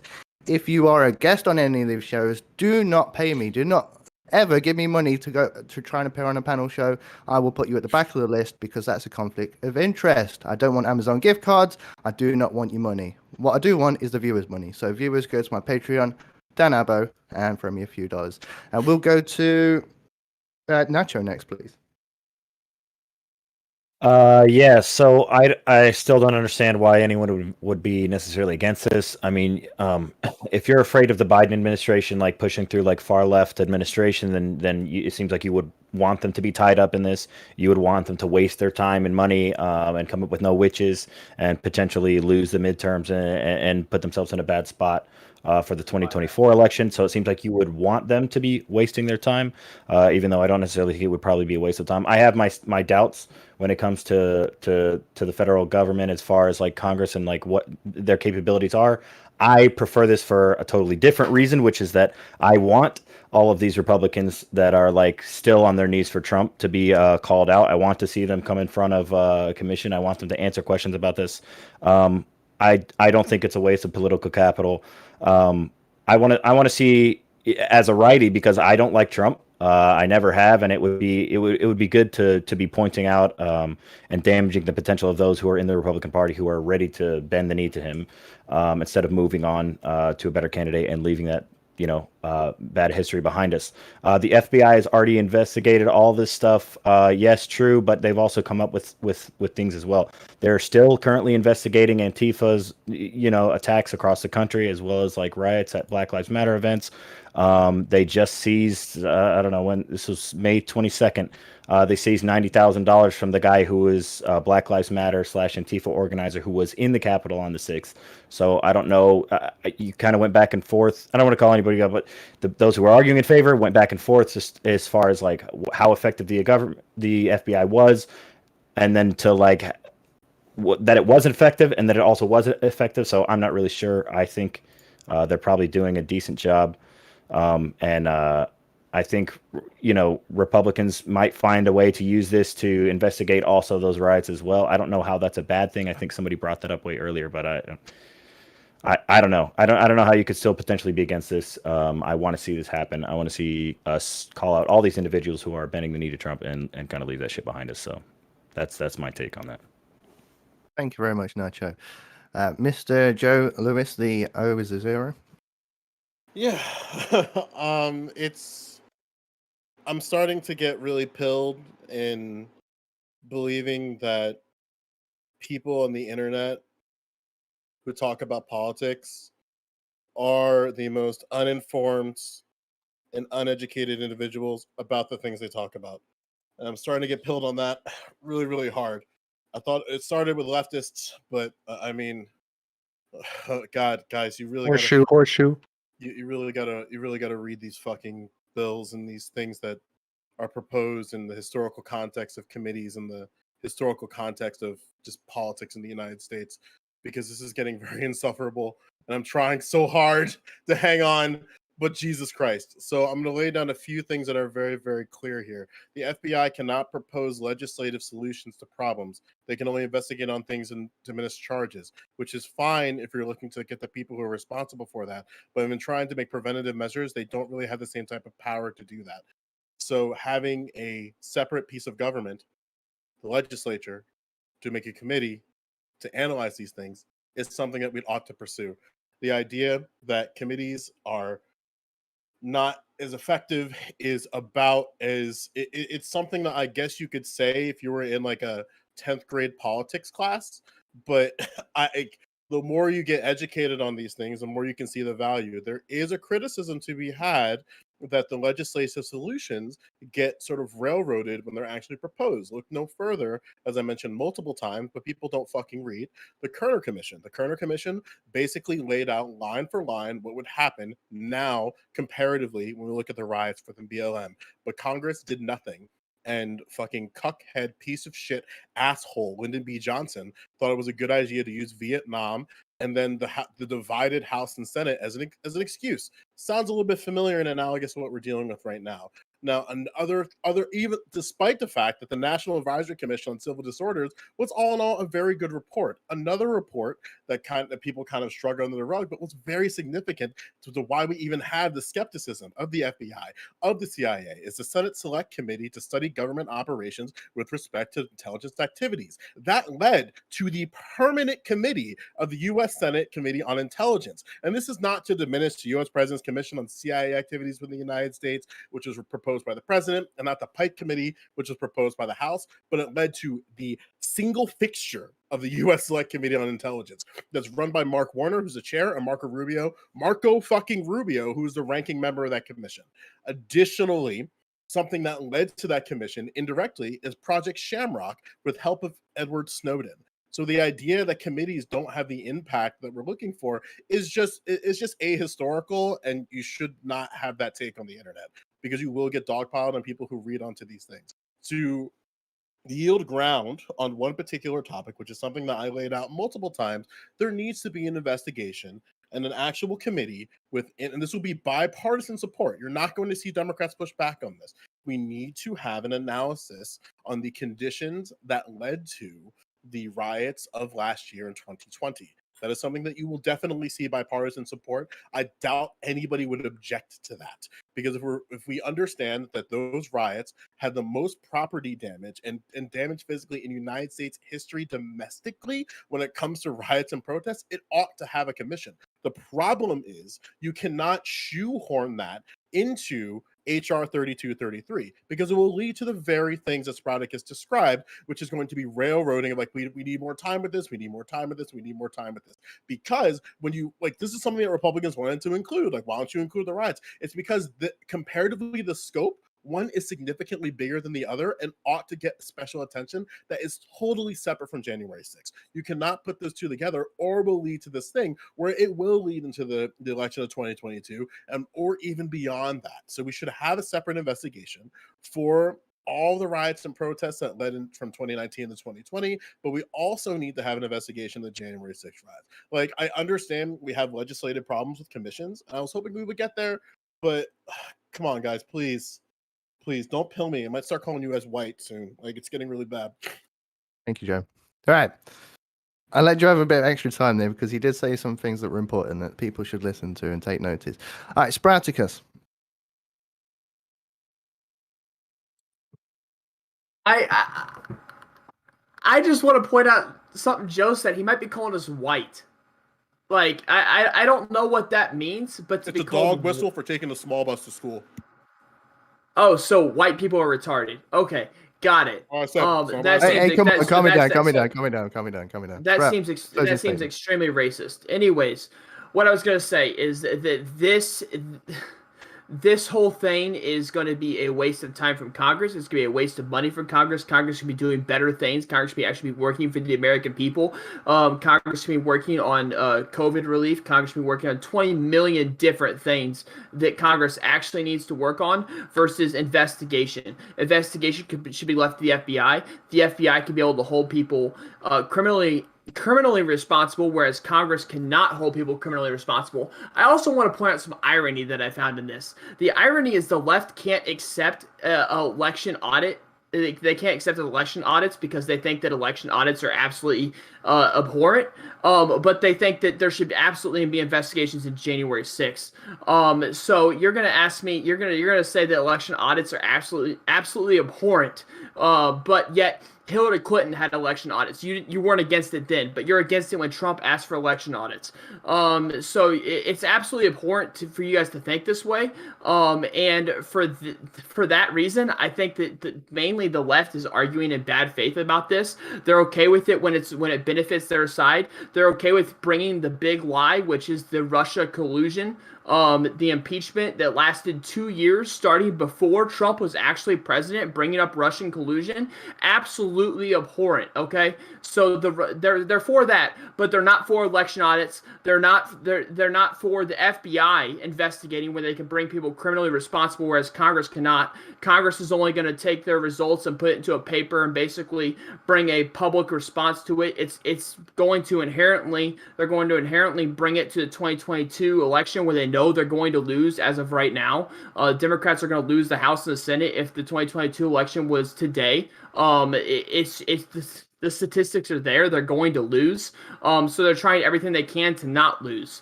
With that being said, I'll end my time. Thank you very much, Sprouticus. And last but not least, I've saved the best for last. Twitch.tv/nocommentchick. Go give her a follow. Closing statements, please, Irene.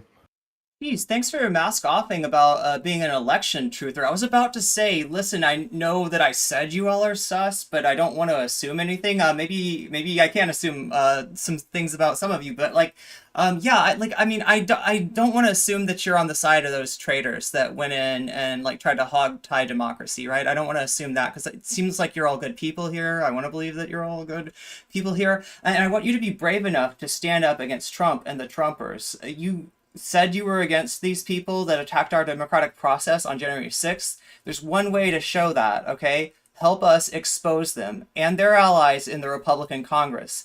That way you can have your party back, right, from these scary people that you say that you're not with, that you keep on saying, I'm not about that shit. I'm not about, overturning the democratic results of an election, right? Prove it, right? I just want to see you step up, that's all. I don't hate you. I don't hate anybody. I talk to right-wingers in my chat every night. I'm not anti-right-winger. I don't look at you as anything other than human. Yeah, I have to suppress, you wouldn't have to suppress any more public hearings to keep Republicans from looking bad that way. If you weren't, if you didn't have that contingent that was trying to overthrow the country, that was trying to overthrow the democratic process after it goes on. An investigation needs to take place for the American people to understand exactly who attacked us and why. And that's what this commission is about. Yield my time. Thank you very much, Irene. Right. So what we're going to do here is we're going to take a quick 5-minute break. I want everybody back by 30 minutes past the hour. Everybody go empty their bladders. We'll be back at 8:30 with the next topic, which will be revealed at that time. All right, 5 minutes, everyone. Thank you.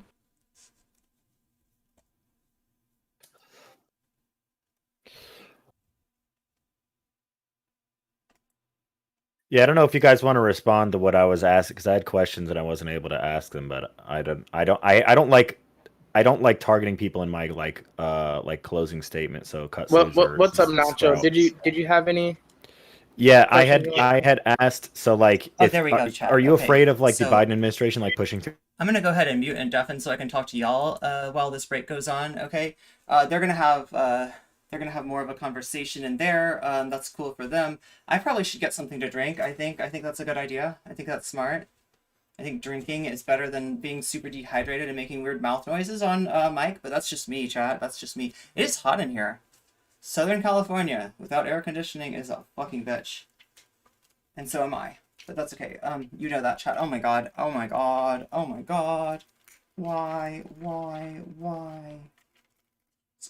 These headphones, man. I love these headphones, but they are fucking hair grabbers.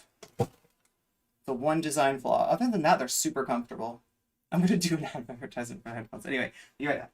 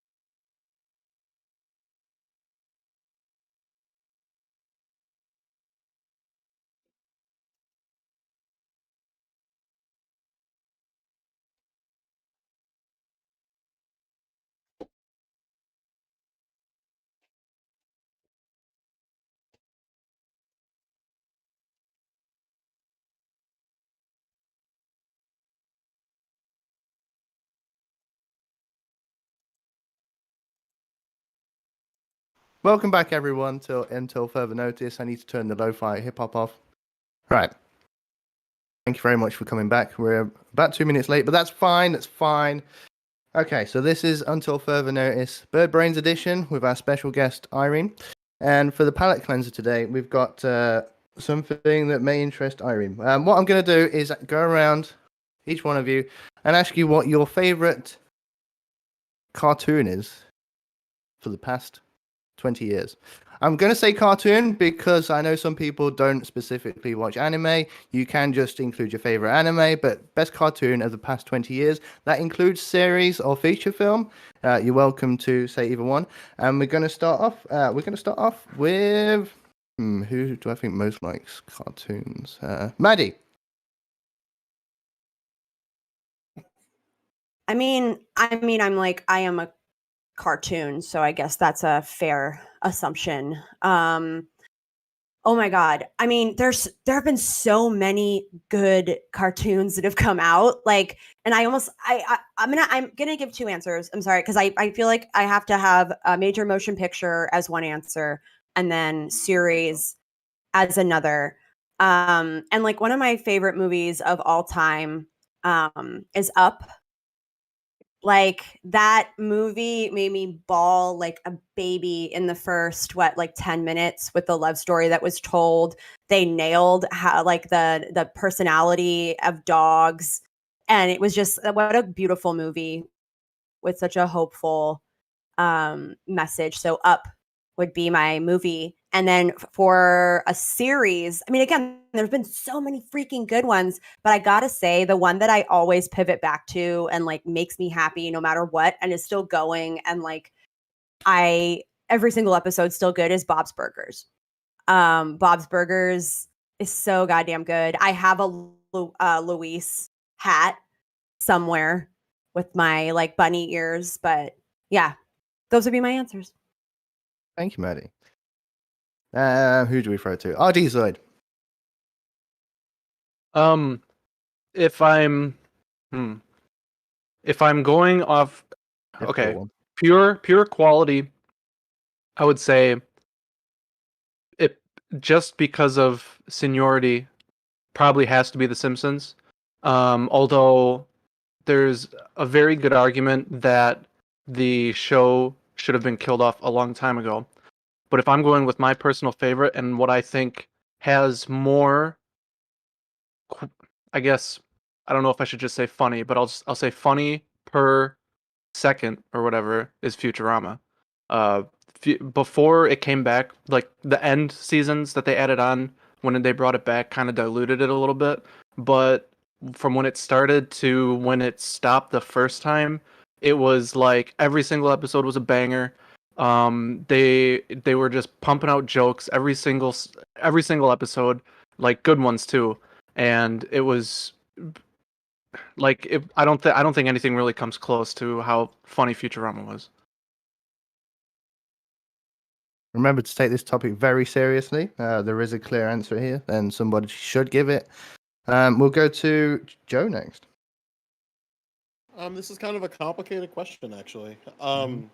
Mainly because I have a long answer. The reason is that a lot of the best animated series and television shows of all time have different levels of significance for them. Like you can make a clear argument for all of them. The Simpsons changed the way that not only people treated animated shows, but the way that comedy in animation was treated, and it influenced a lot of other shows. You could argue that Steven Universe, considering its societal impact and its social impact with a short amount of time that it existed, you could give that respect. But I have two answers. When it comes to legacy and the influence that it had on media, hands down, Batman the Animated Series. There's no animated show that had as much influence not only within the animated genre of superheroes, but broadly within superhero just like media. And a lot of the tropes that we know of in animated superhero shows and then the non-animated superhero shows are borrowed directly from Batman the Animated Series. The second answer, which is a popular one, I would say is The Simpsons. The Simpsons changed the way that we treat family dichotomy and how people like watch shows all together, especially animated ones. Honorable mentions, I would say BoJack Horseman, Steven Universe, Archer, and Daria. All right. Nacho. Okay, so the question was just like, what's the best cartoon? I did specify since 2000, but they've cheated a little. But Since yeah. 2000. Holy shit. So I Oops. don't know if you're classifying like anime as a cartoon, but like This is why I did it, because I don't know much about anime, but there are people on the panel that do. So I anime would will be say- included in the category of cartoon. well, mine probably falls under like both of them, I guess, to some degree. Like my go-to would be like Dragon Ball Z, obviously. But like if we're talking about like what, like Joe brought up something, like if we're talking about like what had a really big impact on me, like as a child, I got to go with like Teen Titans, man, like the original Teen Titans. So I don't know. Those are my answers. This is a hard. So question. glad you didn't say Teen Titans Go, but yeah. No. Jesus Christ, not the new one. That's not the real Teen Titans. It Okay. doesn't count, yeah. On that note, we'll go to Irene. Alright, so, oh my god, it's like so hard to decide, and you all just jogged my memory. I wasn't even thinking, I was like going straight for the anime, but then Joe mentioned Steven Universe. Steven Universe is great. The Danabo mentioned that some people had cheated, so they went further back than 20 years, so I'm gonna say Serial Experiments Lane for like your old school anime, and for the newer ones, I really liked Boogie Pop and Others. So I gave you an anime answer, an American cartoon / CalArts answer, and a classic anime answer. So I think I'm covered. Sleeves. You're muted, bro. Right. Nice. Okay. Wait, you say me? Yeah, go for it. Yeah. Oh, I thought he said like Binks or something. Cut sleeves. Okay, Cut sleeves. Okay, cool. So for the American one, I really like Avatar. Avatar is my favorite American show. For the anime one, I really like the Promised Neverland, and for a combination of both, I really like the Boondocks. Okay. I'm worried about what's going to happen here. Chase. Yeah. Why are you worried about it's good? Okay. I Oh, because I asked the question. Yeah. You asked the question. All I wanted to address, because there's a last time, first time rule. Yep.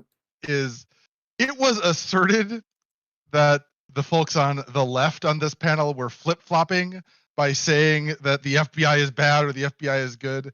Just so we're clear, I brought up that the FBI was corrupt to mock the inconsistency of the right, who have continually said the FBI is corrupt and can't be trusted, and then say, oh, we should trust the FBI in this. That's what that was, and I'm really sorry about, you've drank too much milk, so your skull's really thick or whatever. But that was dangerously close to an ad hom. I'm sorry, Danabo. My apologies. I don't think any of you are dumb. You're all wonderful.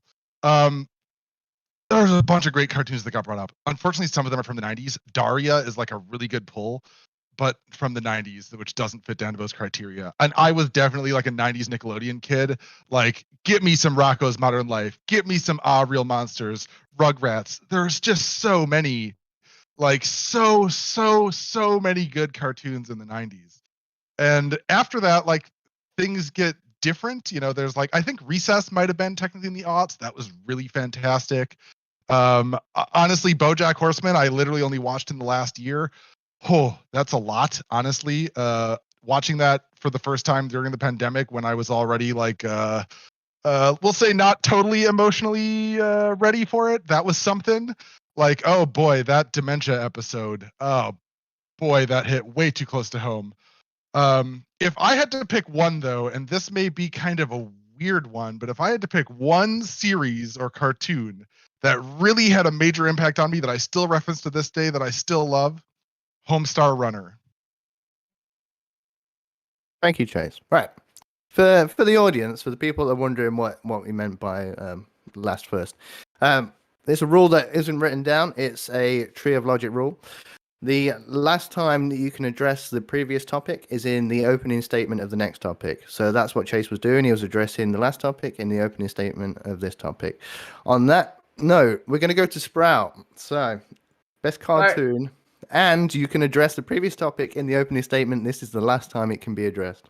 So I got plenty of time. The FBI can hold people criminally accountable. The Congress cannot. That's where I'll leave that. I think the best cartoon movie is definitely. I say definitely, but I have confusion in my head on what the best cartoon movie is. But I'm gonna say Wreck-It Ralph.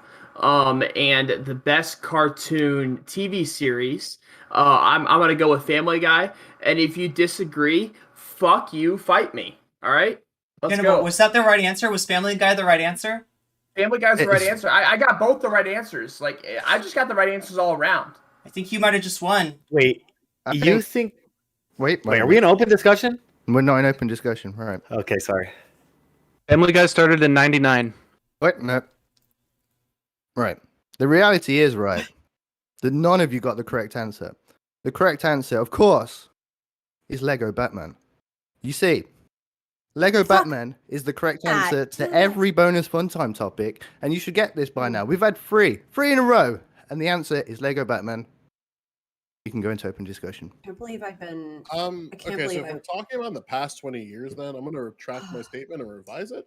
So if we're talking about things that have come out in 2000s, Archer hands down. Steven Universe doesn't have the largest sample size yet, and neither does BoJack Horseman. Now that might change in a few years, though. But right now, comparatively on sample size and quality of work. What do you mean by sample size, Joe? Archer's been around for 10 years. Steven Universe is around for 7, and BoJack Horseman. Oh, so you're giving like a historian perspective. That's what I'm trying to figure out too. Like, enough of a gap. There's not always. You can't think of a single season of Archer that was inherently bad. Like, you can say the Always. within certain. Always. So here's the question, dude. Like, are we Lego talking about Batman. like that these cartoons like had to like Get out of here. start in the 2000s, or it's like they could still be on Always air through Lego the 2000s? Batman. Because Get out of here. obviously, like every cartoon CTV that started here. in the 90s Oh my is gonna win this, right? Well, sure. Yeah, But all if right. you do he's that fine. logically, then Pokemon hands down. That's what I'm Family saying. Guy. Like, if Family we're Guy. just talking about like cartoons that are still on the air into the 2000s, or if we're talking about like cartoons that are like started in the 2000s, or maybe got their like biggest following in the 2000s, I don't know. Listen, You're Nacho, I overthinking like the you. bonus fun I like time. you. You're my personal friend, Nacho. But Family Guy is definitely the answer here. They mock what we do. They mock that's the the only wrong inconsistent. They answer. mock If we're talking about, like, the inconsistencies early seasons. politically. And not only do that, they predict they predict the fucking future. Okay, so not The only does Simpsons Family does a Guy much better mock job what if we we're do doing that. politically, they predict the fucking future. All right, The Family Simpsons Guy is the already correct did it. answer. Fight me. The Simpsons already did it, and if we're talking about just the first, like when Family Guy came out, yeah, but it's pretty base. But like now, Family Guy fucking sucks, and there's no debating that. Fight me, Nacho. Fight me. No, so here's the problem with Family Guy is Family Past Guy's the first humor. couple seasons, it's garbage. I'm sorry. Family Guy's humor is really, really good the first time, but like every game of Cards Against Humanity, once you've seen the card like 3 or 4 times, it's just no longer funny. Yeah, and I mean, and Chase, even in terms of you're no longer numbers- funny. The longer I listen to you, you're no longer funny. All right, fight me. Family Guy Yeah, is the answer to this No question. one's gonna all right. fight you. It's Stop really saying not, that. dude. I don't know. I mean, Family Guy never breached 10 million viewers for a season ever. I mean, Even at its peak. I don't think that viewership defines good though. Oh, Not gonna lie, absolutely. not gonna lie. I'm a little bit offended You're that no one chose Gravity Falls. Yeah. And even like when I we just look don't know why. Like, I'm not picking anything from the 2000s. Like, if I'm being completely honest, like I don't even know why we're like hung up on That's the the question. 2000s, You've got because- to. You've got to. That's the I question. know, but like I don't want to. Like everything from the 90s was better. I'm sorry. I mean, even if Yep, you true. like, even if you're being charitable, like still, I would say that like if you're looking for an anime that had influence, you could use Pokemon for your argument. Pokemon lasted through 2000, and obviously the Indigo League lasted for up until like the end of '99. But you still have 20 years of work to use it comparatively. I can't think of a single animated franchise that has not only the staying power, but the ability to stay relevant for as long as Pokemon has, and they're still going. So I love Pokemon, but when I think of things that had like a deep impact on like my personal development, like I enjoyed it. I loved it. Like in elementary school, I was all bought into Pokemon. But if I think about like its impact on me, its ability to affect change, Pokemon is good. It feels good. It's a good story. I don't know if it affects change. what do you mean affects change? Well, All right, if you maybe look at Are you maybe I one of was those wrong psychos when that some of didn't these cry came out. when Ash turned to stone. It was like Pikachu. that was the And your movie. parents That were was the there in the movie. theater, and they were like, "What the fuck is going on?" Oh no! All right, so Masculinity I here. just found out that Aqua Teen Hunger Force came out in the 2000s, and I need to retract Ooh, my that's answer. Okay, that's a good pull. definitely on the top of the board there. And if we're talking about movies, like movies that came out in the 2000s, Jimmy Neutron. I'm sorry, like Wreck-It Ralph, fucking man. Wreck-It Ralph has nothing on Jimmy Neutron. Sorry, buddy. Oh, come on. Jimmy Neutron So changed what's the way that what's the problem, Nacho? Why Dude, is your Jimmy brain Neutron so was mixed up fucking when you come with based, cartoons? bro. When you come with cartoons, why is your brain so mixed up, Wreck-It man? I've Ralph talked to is you. I've talked to you, and garbage. you're so based, Nacho. You're so based. But when you come to Garbage. cartoons, your opinions are just all over the place. Come Dude, on, Jimmy man. Neutron changed the way we view like nerds, bro. Jimmy Neutron made like intelligence like cool. Man, you You didn't kidding me? choose This is what we Wreck-It want, Ralph or man. Dexter's Family Lab. Guy. Huh? I don't. You didn't Dexter's choose Lab. Wreck-It Ralph I or Family Guy. don't know if I could stand by that claim because I think Dexter's Lab has That's more of a exactly it. precedent of establishing true. like being smart is okay. But is Jimmy that a was just talking 2000s? about Dexter. To be No, fair, that was But I'm 90s. talking about Neutron movies though. to That be that was fair, my though, pick for movies. Yeah, to give you some ground, right? Jimmy Neutron was a calculated risk because no one in Nickelodeon or Viacom thought that was going to be successful. They thought that show was dog shit, and they stalled That it for shit as was long as possible. huge. And then it exploded, and they're like, okay, maybe we should actually listen to the people in Nickelodeon. Yeah, I'm just specifically talking about the movie Jimmy Neutron. I don't ever even watch the show. But just that first movie. It changed the way that like how animation worked, and their turnaround was incredible for shows. Like people give a lot of sort of credence to South Park. Jimmy Neutron's turnaround was about the equivalent, where they had a non-existent budget, and they were able to spit that out. So I'll give it from like a technical aspect for sure. I don't know about social. I mean, I don't know. I can't believe how serious people are taking this topic. All right, I think that's it for the palate cleanser. I think we're done. I think everybody realizes the correct answer was Lego Batman, and there was no argument against it, so that's fine. Everyone agrees. Audience laugh. Laugh. All right, there you go. I think that was what's his face moment. Please clap. What was his name? Also, all the Please clap. 90s cartoons were probably better though. Still. Jeb, that was it. Jeb Bush. Definitely the Honestly, movies too. Okay. we could have had a serious argument just about 90s cartoons. I mean, except for Cut Sleeves. Sorry. No, That would've nobody been- has. yeah. No cartoon has anything on Cut Sleeves Lion doesn't King, know okay? culture. Because Cut Sleeves is a cultured person. He knows all the 90s cartoons. Rocket Power. Rocket Power was so good. Oh my Why is Rocket God. Power? Woogity, woogity, Anyway. woogity. End of Just palate read it. cleanser. We're gonna give one closing statement, and I'm going to be biased, and I'm just going to give the closing statement to Irene. No comment check. Closing statement on the best cartoon since the 2000s, and that's it. No one else gets to talk on this one. There's a lot of good cartoons. There's a lot of bad cartoons. There's more bad cartoons than there are of good cartoons, but hopefully with the good cartoons, you learned the lessons that you were supposed to learn, the important stuff, like never trust a purple and pink-haired sales associate trying to convince you to leave your Pikachu with them. Don't trust those people, right? You learn stuff, right, from your cartoons, and that's what's important. It's not important what cartoon you like the best. It's important what you learned from the cartoons. So, yeah. Thank you very much, Aaron. All right. We're going to go into the next topic, which is what everybody's talking about, the Kink at Pride discourse. Whether or not there should be Kink at Pride, nobody is going to define this. You're going to argue incoherently about something that you haven't defined, and it's going to last about an hour, and nobody's going to learn anything. This is the most fun discourse on Twitch right now. Everybody's into it. We're going to start with me doing another advert. If you like going on panel shows, go to my Discord and put your name in the looking for guest section, and I will put you on a show like this. If you want me to continue working on this, go to my Patreon and throw me a couple of dollars. And yeah, let's go into it. So the Kink at Pride discourse. We're going to open with, apparently this guy's got a very different take on the Kink at Pride discourse. Nacho.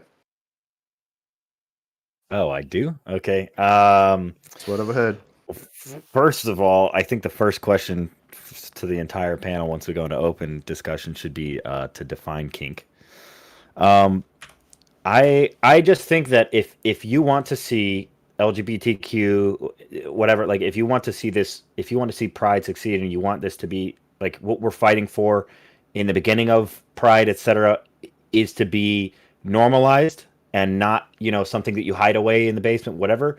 I think that having, people walking around in like assless chaps with like a ball gag in their mouth and like handing a balloon to your kid is probably not gonna be like a positive picture for your movement. I think it would be nice to be able to be driving by, a pride parade, and my kid's like, hey, what are all those rainbows? And I could just be like, well, you know what, let's go find out. And I don't have to run into any of that stuff.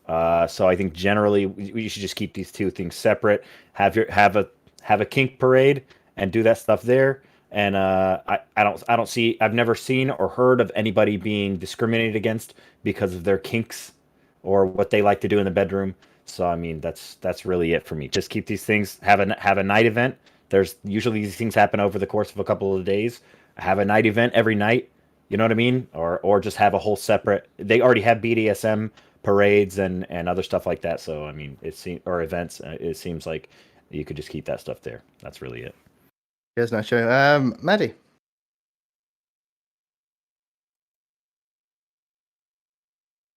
Maddie. Maddie. Maddie. Maddie. Maddie. Maddie. Meow. Wait, is she not in the Discord? She just wants to say her name. Maddie. Maddie is not in Maddie's not in the Discord. All right, we'll go to Irene. Kink at Pride. Yeah, this has been my life for the past week. It's a horrible discourse. It started with Lauren Southern taking a picture of a completely unrelated event and somehow has become the takemeister that wouldn't quit. What a takemeister is when somebody has like puts out a spicy take there that they intend to like reel back. So they put the spicy take out, then they get the debate, and then when you get to the debate, they're like, oh no, actually I meant something completely right, and it went wrong. It went bad.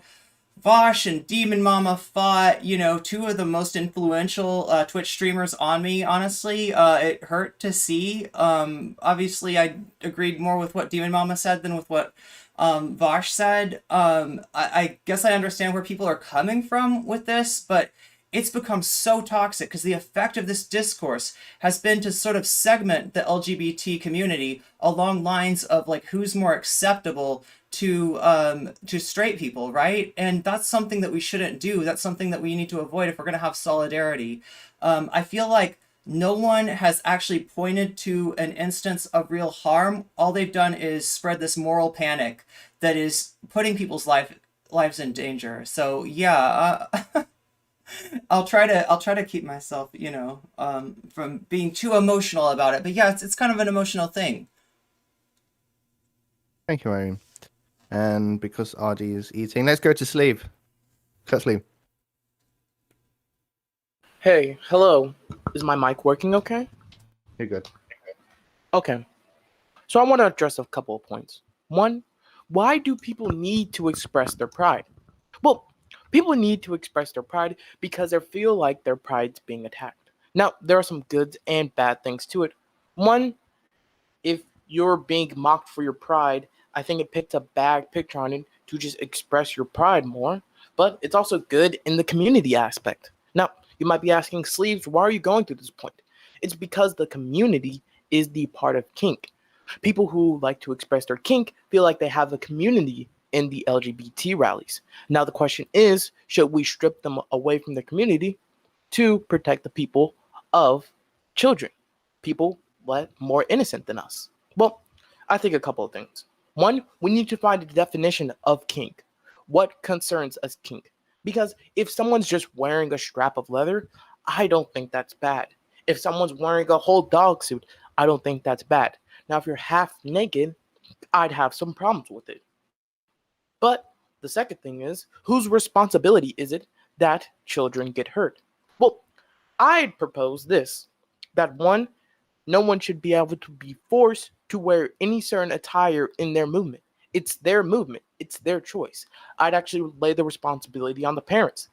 If you take your kid somewhere where you know that there's going to be things that you don't like, then it shouldn't be on them. The onus is not on them to change for you. The onus is on you to change for them. This is the same logic as you wouldn't take your kid to a strip club. Why? Because you know what's going to be there. So I don't think the onus should be on the movementers or someone else to legislate what they wear. I think if they feel a sense of community, that they should be able to express that. I think the onus is on the parents. I yield. Yes, Mr. Sleep. All right. Let's go to Joe. Okay. Gonna try. We're doing it, Joe. Gonna try to stay calm while I go through this. Can, just from a show of hands, how many people like just are you from Canada? From a show of hands. Great, we can stop having Canadians dictate our discourse in politics. I'm glad we all fucking agree there. Holy shit. Imagine that your entire discourse is based upon the rhetoric of a white nationalist. And then instead of just saying, hey, this stupid idiot has no significance, and giving her any type of credence gives her political power. God, imagine if we didn't do that. That'd be so fucking based. Holy shit. Canadians, you gotta step that shit up. You're not bringing your best. Because if Lauren Southern is going to be the voice of the discourse of your politic, you guys are fucked, absolutely fucked. And I'm so sorry that you have that piece of rotten human filth as the individual who is dictating your politics online. Because Jesus Christ, you can do better. I'd rather have Trudeau in blackface for his entire political career than listen to Lauren Southern speak another fucking sentence. Anyway, I have DJ'd and worked at almost 30 Pride events in New Jersey. That's on average about, when I started, like 2 to 3 a year. I have never, ever, in my time working directly on parades and working with committees for these events, have any type of idea that kink is this wide-scale problem within my state. Why do I say within my state? Because every state, here's the spoiler alert, right? Every state has different laws and regulations about lewdness and expression. In New Jersey, they're very specific about lewdness and expression. So you are not going to see the level of lewdness that you think exists if you believe that there's kink at Pride, especially in the state of New Jersey. Now, you might have some anecdote about some after party that's after the actual event hours, and that's totally fine. I too can strawman a take, but I'm not going to strawman a take here. Very, very generally, right? And here's some of the cop takes that are gonna make people a little uncomfortable. Cops should be at Pride. Cops are at Pride, believe it or not. They're actually usually undercover. How do you know this? You get an individual like counterpoints in just a open expression that looks like he just went to Target to get his clothes. And the cops haven't really figured out a way to be like quiet and infiltrate the ranks of these events. However, there's a very clear understanding that police officers can't really be in the clothes that they do for their police duties to make a safe environment. So in New Jersey, they had to change things up to show that they're just part of the event. They're there to protect people. One of the things that I keep hearing is that cops shouldn't be at Pride. I mean, cool. I'm so glad that there are people who have dumb opinions, and I really hope they don't enter politics and make that into laws, because holy shit, if you believe that cops shouldn't be at Pride, you are actually fucked. Now, with that being said, I guess to close it out here, we are not going to, under any stretch of the imagination, stop certain types of expression at events. Basically, what I'm trying to say here, in how you would say the nicest of ways, and this is a take that people might not, I don't know, what's the word, be on board with, but do I want to say it? Yeah, I kind of want to say it. Basically, what I'm trying to say here is it's not possible to eliminate risk and harm entirely for children, either online or offline. This includes pride events. There's even evidence that suggests children's exposure to this certain degree of risk, according to what's called evolutionary capacity, right, helps people build resilience to prepare them for the adult world once they reach 18. But then you get the internally online people who sprout up in their heads, are you supporting pedophilia? No, you dumb fuck. So go back to your Twitter and talk to people who exist online, and just don't talk to me, because I'm offline. I'm internally offline and talk about this shit all the time. So my point is this. Kink at Pride is a stupid conversation that is perpetuated by a white nationalist. So keep that in mind as you navigate it. So any of your anger that you have to another individual is directly connected to a white nationalist. So if that's something you want to sleep well with, have at it. But that's all I got. Thank you, Joe. RD Zoid. Yeah, I'd agree that this topic it's pretty dumb, but it just seems like if I have to have a thought on it, it just seems kind of weird that the like you would want something to show or represent part of your movement as being like this hypersexual thing when it, at least I think it's kind of been a part of the mission to get away from that stereotype. So that is kind of a point that I have. The only other thing, I tried to look up the to see what like Pride themselves say about this sort of thing, and I couldn't really find anything. I just found like their website and just like a small quote from it. The diversity, accessibility, and inclusion. It's kind of vague, but I suppose you could make an argument that Kink would be involved in that. But you probably wouldn't want to. You wouldn't want to say something is not allowed while preaching about like being inclusive. So I mean that kind of makes sense. But the only other thing is there was when I was looking for kind of stuff about this issue, there wasn't really a whole lot, except there was one website I found where there was a self-described leather pup from New York, and he was, quote, if I want to wear a jockstrap and a harness and a pup hood, I'm going to do so. If parents want to bring their kids to a Pride event, they can educate their children on what they are experiencing. Wait until those children are old enough to make informed decisions for themselves, which I probably won't necessarily disagree with. But then it ends, or stick to the family/kids safe events. So if this quote is true, like from an actual person, then you actually have someone from the event who participates in it saying that there are other events that are more oriented or maybe not involving something that wouldn't be kid friendly. So I just kind of find that interesting, I guess.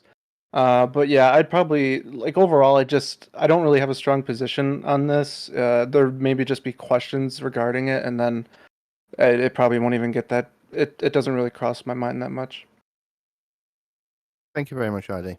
Maddie, how's your audio?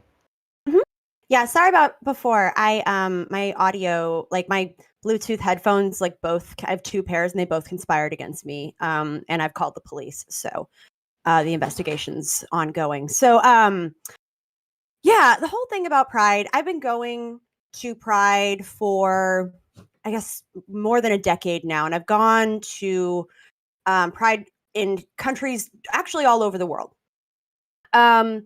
And I never really saw kink as ever like a problem or even like threatening the quote like family friendly part of aspect of Pride. But that's also because when we want to talk about what the definition of family friendly is, often what that is sort of like coded language for is family friendly according to the like Puritan Christian right, where any displays of any like overt sexuality or behavior that they deem deviant is like somehow like going to explode kids' brains.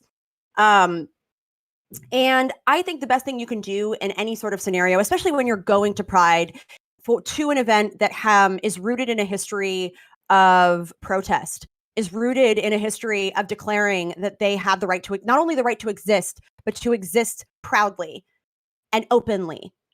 I think the best thing you can do if you want to bring your kids is just talk to them.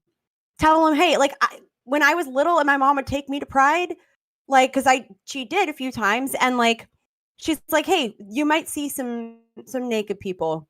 You might see some people wearing some outfits that you might think are like a little silly or crazy, but it's because they want to. They choose to. They're adults.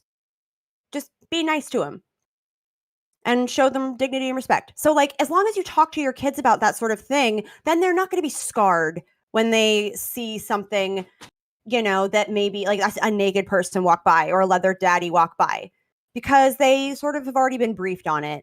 And like Joe mentioned, this dialogue is brought up every year, and it stems from a collective campaign against Pride, against the LGBTQ plus community, and it's really annoying that people took the bait. Thank you, Maddie. Yeah. Practicus.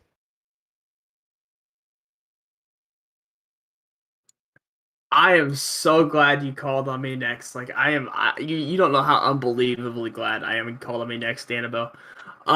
So I'm against Pride. I'm against Kink in general, not Pride. I'm sorry, I apologize. I mixed those two up. I'm against Kink in general. And I don't think Kink should be exposed in Pride. I don't think Kink should be exposed in Mardi Gras. I don't think Kink should be exposed in public at all. And that's just kind of where I stand. And if you disagree with me, like Chase obviously does by writing "yikes" on a little notepad there and hanging it up to the camera, then how would you guys feel if someone who completely believed in 50 Shades of Grey showed that in a grocery store? Like, how are you going to explain some guy slapping his girl because she looked at another guy? Like, please explain to me how you're going to explain that. If Kink should be shown, then Kink should be shown all the time. But you guys aren't going to go to that. You guys are going to say that gay people get a pass because they're gay, because it's Pride, they get a pass. And that's what you're going to say. But this is absolutely ridiculous. This is absolutely asinine. I'm against showing kink in anything. I'm against people showing their boobs in Mardi Gras. I'm against showing sexuality in public. I don't know why it's given a pass by the left because they're gay or because they're part of the LGBT. It seems absolutely asinine to me, and that's where I'll leave my statement. Hey, thank you, Sprout. All right. I see where this is going. So this is going to be a 7-on-1 versus Sprout. Chase, you're up next.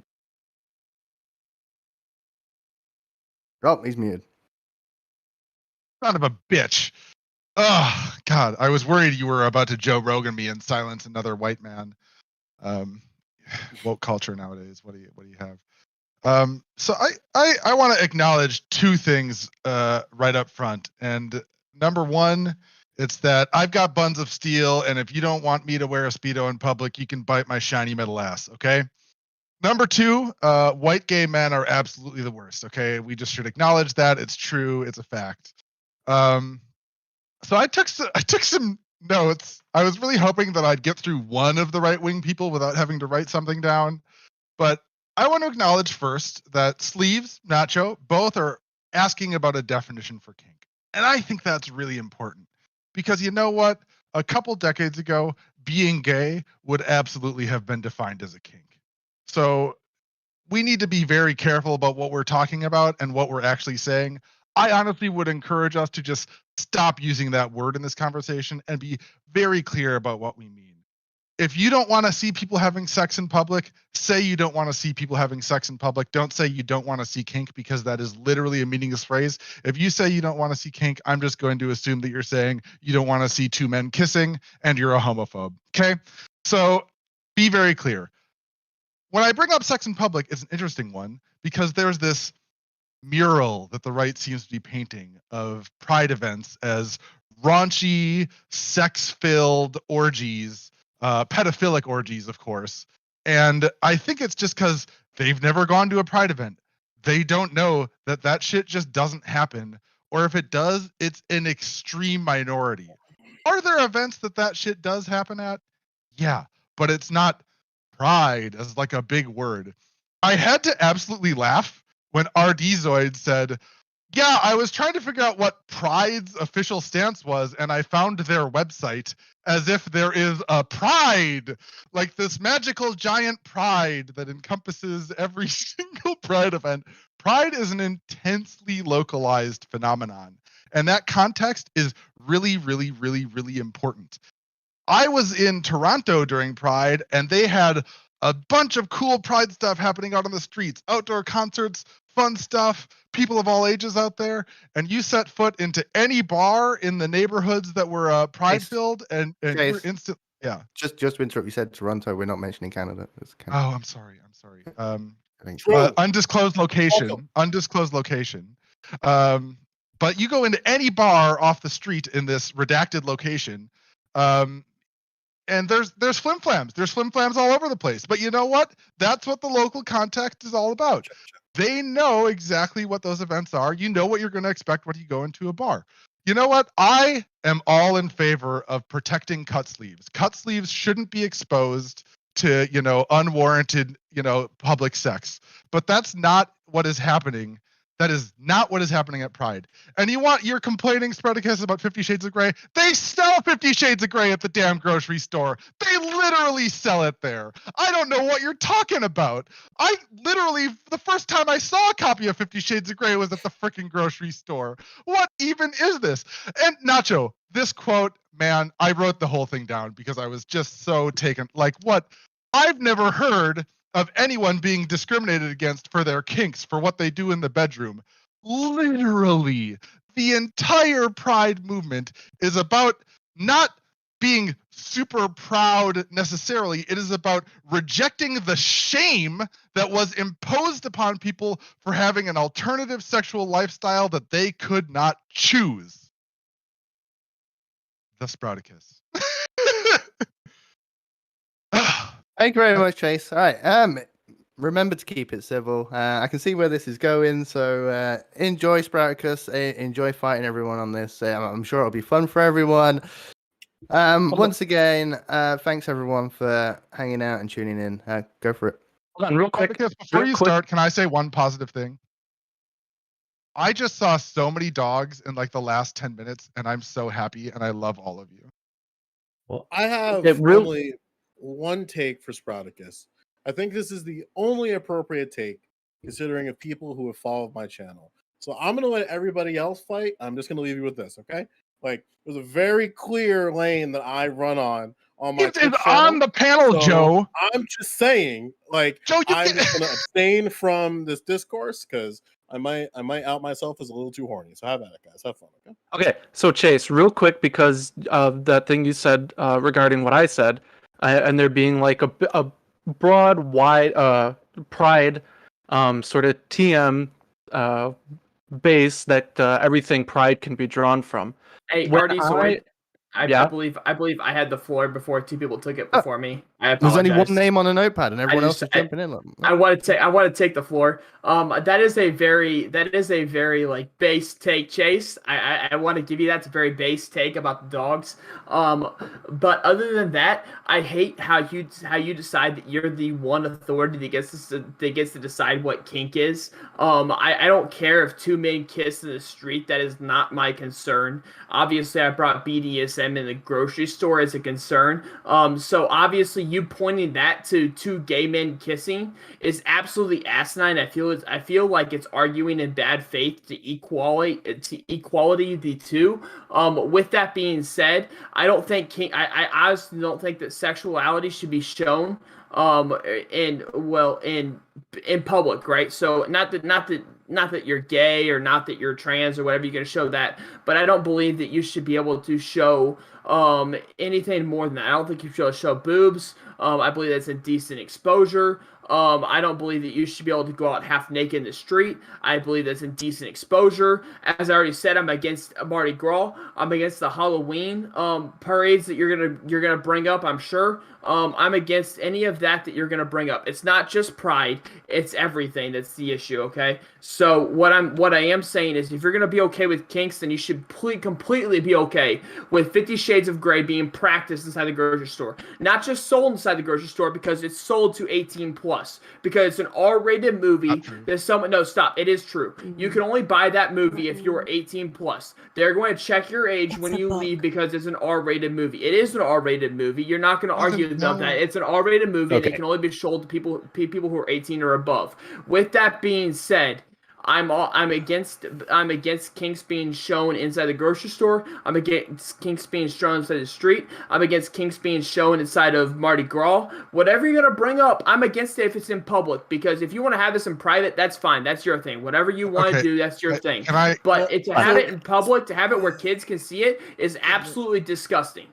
I need to take it. No. Before we tackle him, I got one thing I want to get up. I want to respond to something very specific because I think this is important to point out. What Zach said is a really good thing. Okay, because I don't necessarily agree with everything else he said besides it, but the fact that he said that like I'm not talking about like two dudes kissing. I'm not talking about like trans people. I'm not talking about gay people or bi people. That's what Pride was set out to accomplish. That's a good thing. The fact that even someone who is conservative, who is much further into the, well, I'm not trying to call you far right. I'm just saying like you're further than me. I'm pretty center right. So you're further into the right than me, I would say. But someone who is further into the right can be like, yeah, that stuff's okay. Like everything that we want to see at Pride, he's okay with, right? The kiss, you can kiss your partner in public. Nobody gives a shit about that. You can hold hands with your boyfriend as a male. You can hold hands with your girlfriend as a girl,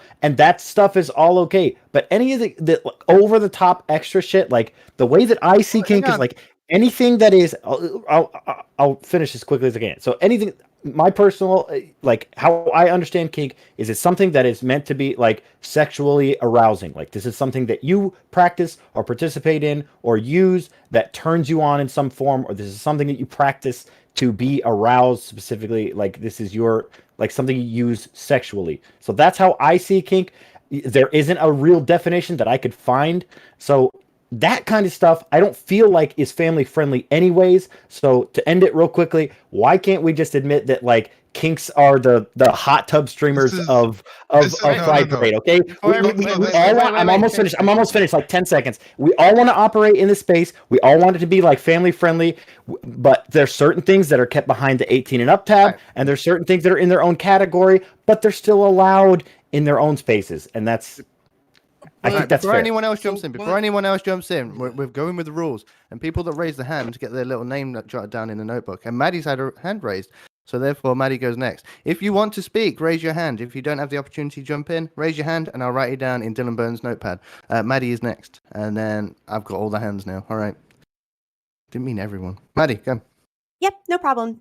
So I think it's extremely problematic to believe that just your body is inherently sexual, or that just showing naked body is inherently sexual. I think that's a very American view. I think that's a very like derived from our puritanical roots view. Like I wouldn't say that a woman breastfeeding is inherently sexual. When men don't wear shirts in public, it's not inherently sexual, unless they're Chris Hemsworth. But like, you could be wearing anything, and then like, it's gonna be sexual. All right. But yeah, like, I just think that's sort of where that inherently is where it's problematic, because where do we draw the line then? You're like, no nipples. It's like, yeah, but why? Like, why? Is it because men can't control themselves around naked boob? That to me is like if I were a guy, that argument would like infuriate me, because I'd be like, what, you don't think I can control myself because of boobs out? Like that shows a low opinion of men. So like boobs aren't hurting anyone. Also, I don't know, again, like when I was told growing up, like, hey, we're going to be in San Francisco for a parade or whatever, like there might be some naked people around. When you're a kid, your mind doesn't immediately go to like, ooh, it's going to be sexual. You're a kid. So you don't have to make that connection. That's socialized behavior. And like, it was fine and like not a big deal. So I don't know, this whole like don't show sexuality in public, whatever. That's the same kind of reasoning where like showing ankles used to be considered a kink. Showing wrists used to be considered a kink. Allowing your woman to speak in public used to be, woo, that's very taboo, very, very Maddie, kinky. why don't we just go full naked? Why don't we just go full Leave, naked? I don't remember you raising your hand and then being called on by the moderator. It's so weird. Did I black out? So yeah, like I just think like this whole like don't show sexuality, it reeks very like nun at the middle school dance telling you to leave room for Jesus when you're slow dancing. So like I don't know. It's kind of cringy. All right. Now, when I said I'm going to write your name down in a notebook, I don't want to go above 4 people in this notebook. It will get ridiculous. You still need to have a conversation. There still needs to be a flow to this. So we're going to go to Joe, then RDZ, then Chase, then Sprout. We've got 4 people in the queue. Right. And then I'm going to throw away the notebook and you can talk like adults and interrupt when there's a space to interrupt. Right. Yeah, so the reason why I get so pilled in people coming on panels and just saying shit is that they'll start strawmanning in these whataboutisms with like no regard of laws that exist and even the protocols that exist in there. As an example, in New Jersey, right, I'm going to walk you through this the best I can. 2C14, it's a whole law on lewdness.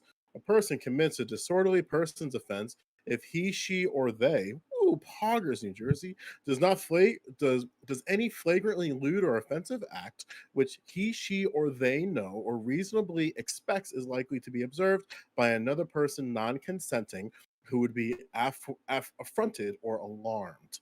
A, they commit a crime in the 4th degree if they expose their intimate parts for the purpose of arousing or gratifying the sexual desire of an actor or any other person under circumstances where the actor knows or reasonably expects they are likely to be observed by a child who is less than 13 years of age, where the actor is at least 4 years older than the child. They expose their intimate parts for the purpose of arousing or gratifying the sexual desire of the actor or of any other person under circumstances where the actor knows or reasonably expects they are likely to be observed by a person who, because of mental disease or defect, is unable to understand the sexual nature of the actor's conduct. And it goes on with a bunch of things, clearly laying out what they describe as lewd acts, which is lewd acts shall include the exposure of the genitals for the purpose of arousing or gratifying the sexual desire of the actor or any other person. So one of the things I think is incredibly important before we try to do whataboutisms of like, well, what if they go naked? Or what if you see BDSM in the middle of a grocery store? You have to say, hey, do I live in America? Oh, cool. So there are certain laws that probably exist that prevent the very activities I'm describing. So my desire is, which is why I'm taking so much time to express this, is if you are thinking of some type of straw man to challenge Maddie, Chase, or any other individual, for God's sakes, at least know the laws of your state and use them to apply to your answer or hypothetical. Because again, if I'm starting to get pilled here, I don't want to get pilled here that you guys are all dumb fucks. So the question is, do you know the laws around lewdness in your state? I'm talking to anybody who's in the dissent for kink and pride. Or what they just termed. Okay, so this is in response to what Chase said in his opening statement. When I searched for something that I could draw from that is like Pride official, of course I wasn't saying this is what all Pride everywhere says. That's not what I was doing. It was Pride NYC, but being fair to me, if we're being honest, are you going to find much different things between different Pride events or cities or wherever if they're going to have like a website or anything that says like this is our statement or this is our mission statement or whatever? That's where I got it from. This was the topic. I Googled it, so I was trying to find things that I could use with talking about this. Of course, I wasn't casting a wide umbrella and saying like this is all Pride. If I would bring it back though to something that Maddie said, I think it was in your opening statement, you said like, quote, you might see some naked people. I'm not saying this happens at Pride, and like I'll take your word for it if anybody who does go to it says it doesn't happen that much. But where would we say this is okay anywhere else? Like, I don't. That doesn't seem like something that it would be like, oh, it's okay here, but everywhere else we don't want to see that. Chase, are you able to respond? Oh, okay. Oh yeah, sorry. I was just doing my best impression of a conservative on Twitter. So yeah, I didn't mean to put words in your mouth, Spartacus. Sprouticus? Sorry, V Sprouticus. What I was attempting to say is that kink is extremely meaningless, extremely contextual, and has changed over time. And that's why I said we should just not use that word in this conversation. Because when you say, I'm against kink, I have no idea what the fuck you're talking about. So when I said, if you say, I'm against kink, I'm going to assume that you say you don't want to see two gay people kissing, because 20 years ago, 30 years ago, that would have been seen as kink and not acceptable in public. So I want to be like really, really specific about what's happening here. Now, as to what you just said, RD you're right, I was being a little unfair. But Pride events actually do vary a lot. And so do a lot of other events. Spartacus already brought up like Mardi Gras. There are parts of Mardi Gras where it's totally cool to be naked and have your tits flopping out and whatever. There are other parts and other Mardi Gras celebrations. That is totally not the case. That is also true of Pride. And people, when they put out materials to try to get people to come to certain events, it's usually pretty clear to what's going to happen. You look at Beta Breakers out in California, totally unrelated to Pride, right? Something totally not even in the same universe. People just run naked across the entire city and everybody's fine with it. Context really matters. So I just want to be very specific. Now, Sprouticus is saying, I don't want to see BDSM. What does that mean? People aren't out at Pride events whipping one another and having like leather sex. I don't even know what you're picturing. That's why I want you to be very specific about what you're against, because I legitimately don't understand. Okay, if wait. Somebody's out in Chase, before Sprout answers this, we're going to throw another steel chair, and I'm going to throw it straight at you. I want you to give your best faith interpretation of what Sprout means. What do you think he means when he says no BDSM in public? What do you think he means? Oh shit, I don't have my sunglasses. How will people know I'm a conservative? Oh well. Oh, okay. Also, real quick, I'm pretty sure you can't do the ball gag on Twitch. I'm pretty sure it's against the US. It's not TOS. Oh, this is sure? the dog Okay. toy. It's not a ball gag. Okay. Shout I out was to generally Chris. being serious. I really didn't know. I looked it up and it said sexual acts. I don't know if Twitch considers that a sexual act. So Isn't that the topic? Did you consider it a sexual act, Nacho? That's what we're discussing right now. All right, Chase. That's up to Twitch, and we all know how Twitch Honestly, is. everything okay, to me, okay, everything so- Chase does is a sexual act. I mean, it's a problem. It's a disease I have. All right. And Best all right, faith so interpretation of Sprout's argument. Spartacus, what I hear Spartacus saying is that we want to live in a society where people can go out in public and not be afraid that they're going to be exposed to things that they don't want to see. Consent is really important. We don't want people exposing themselves to one another. We don't want people engaging in sexualized behavior out in public in a way that is going to make other people uncomfortable. We have a lot. I'm trying to steel man, so I'm going further than what you said, right? We don't want people to experience sexual trauma. We don't want young people to be exposed to things that they don't understand. We need to make sure that if somebody is going to be exposed to something out in public, that they know what they're going to be exposed to, that it's a safe space for them, that they feel comfortable. And that's why I think when we talk about these Pride events, which are out in public, they're usually given licenses. All kinds of people go there. They sometimes get corporate support.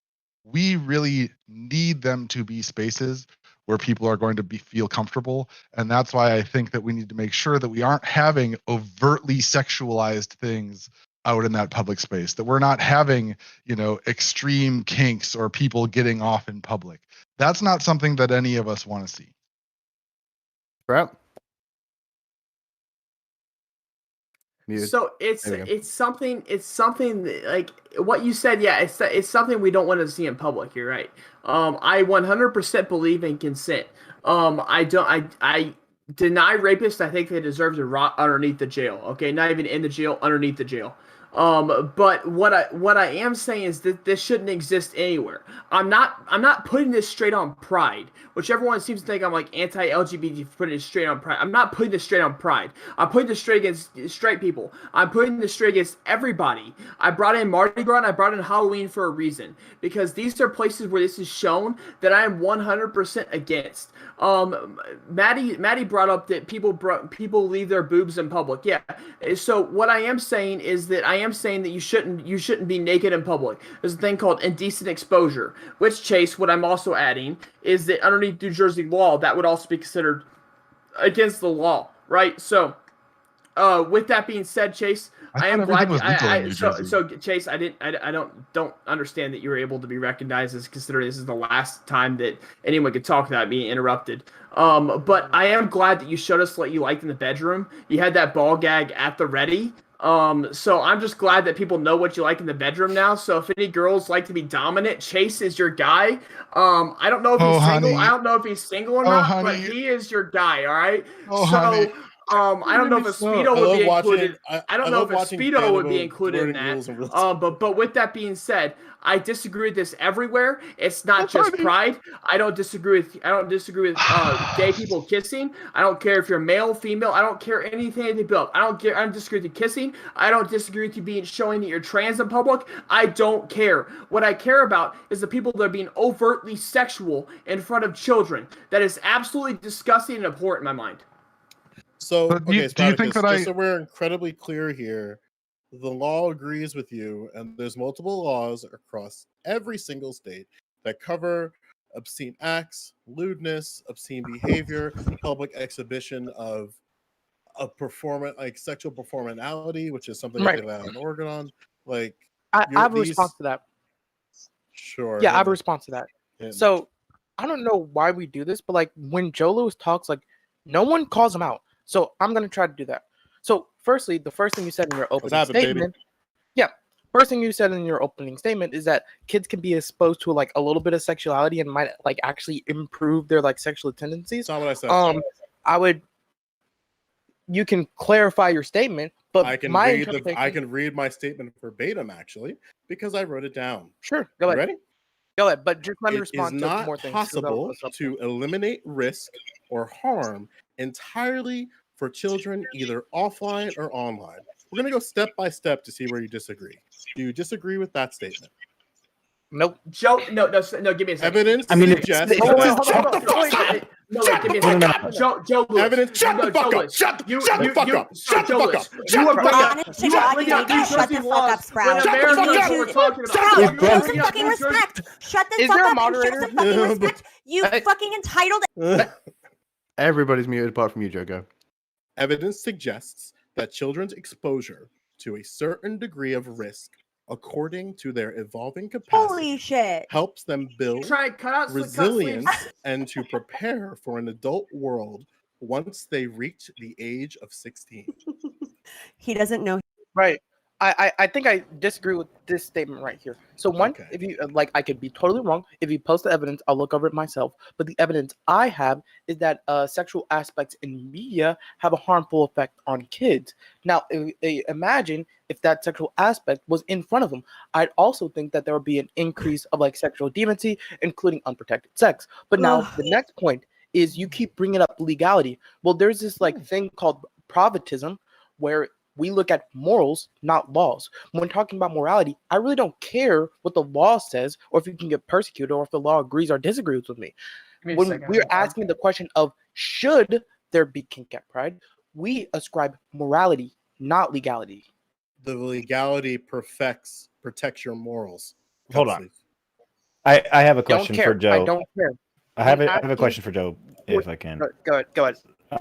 Joe, are you going to show your children people being murdered, and if so, at what age? Like real murders? I can't avoid that. I cannot avoid that type of interaction. I don't have a say in when that actually happens. I can protect my child to the best of my ability, so they're not exposed to dangerous activity and dangerous behavior that can lead to psychological trauma. But there's nothing that I can do as a parent that will inherently protect them 100% from seeing that in the outside world. This is coming from somebody who watched their father die in front of them when they were 5 years old. Okay, well that's still irrelevant. I mean, like I just don't understand like the whole like, oh well, they're gonna see it anyways argument is just pretty shitty because there's a whole lot of things No. that they could find on the internet. I never said they were Okay, going well, they to could see find it. it Well, because the it's on the second internet. argument is what Once again, matters. I said He's describing of it like, is not is it good or not? possible. It is not possible to eliminate risk or harm entirely for children, either offline or online. Cutsleeve agreed with that statement. Is that a correct representation? I'm not cut sleeves though. I'm asking Cutsleeve directly. Okay. Yeah, for sure. Cool. I think it's the second part. that I Your disagree with. problem. Your problem is the evidence, right? Is that your hang up? Yep. Great. We can't argue about this right now. I'll send you the information. Please read it in its entirety. We can come back to this. All right, after we're done with that circle, Irene, I've not heard from Irene for a while. So, Irene. All right, I'm gonna reframe this once again, like I did with the last question. I want the people that I've got you, think bro. that there might be. Is my mic?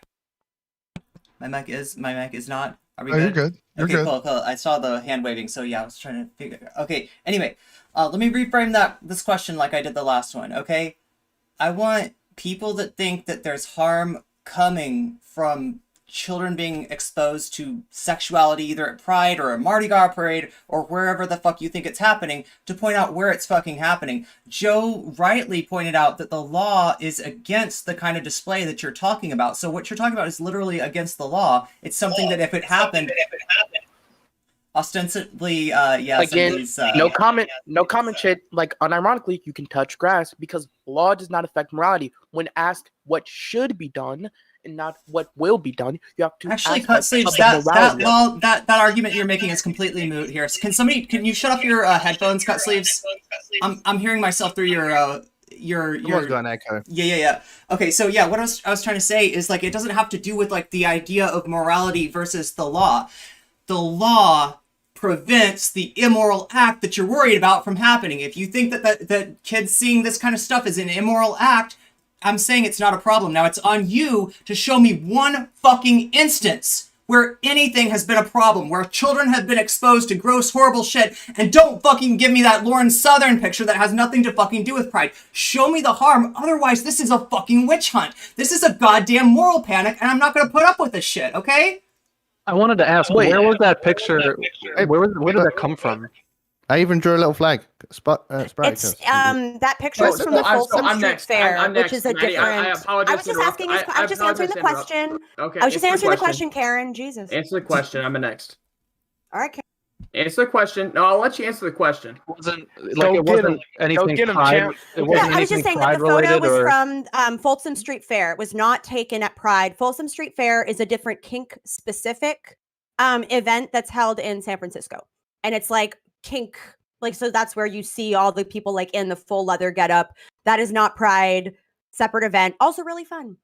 Okay, so I also want to mention that I was muted during interrupting J0e Lewis when interruption is allowed. So I expect anyone who interrupts me to be muted as well. That's just an expectation I have. If you're going to mute someone while they're talking, I expect to be mute. I expect anyone who interrupts me to be muted. Right, this is J0e not a Lewis. conversation about muting. If people are shouting and screaming over each other, I'm going to mute everybody apart from the person that was originally talking. You're just all going to get muted. That's going to happen. So carry on.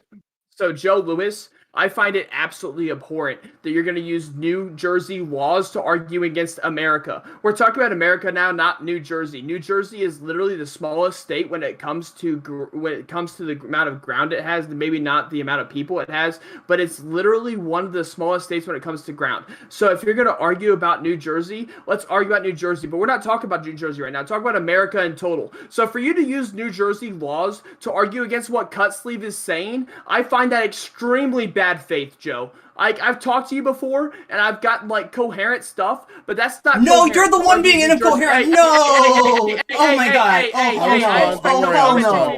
No comment plenty should of be time to muted. respond. I'm angry and white. Don't tell Danabo what to do, you fucker. I am not to be interrupted. I'm angry and white. This dude thinks he's the start of the show. Look, you're about to earn yourself a getting kept the fuck off. You're causing a problem, dickhead. You're causing a problem. Right, when I'm like to see talking, a manager. when I'm talking, it's not to add to the conversation. I'm only here to moderate. Spartacus, if you end up in 30 seconds, we'll allow Joe a response, and then we'll go to Irene.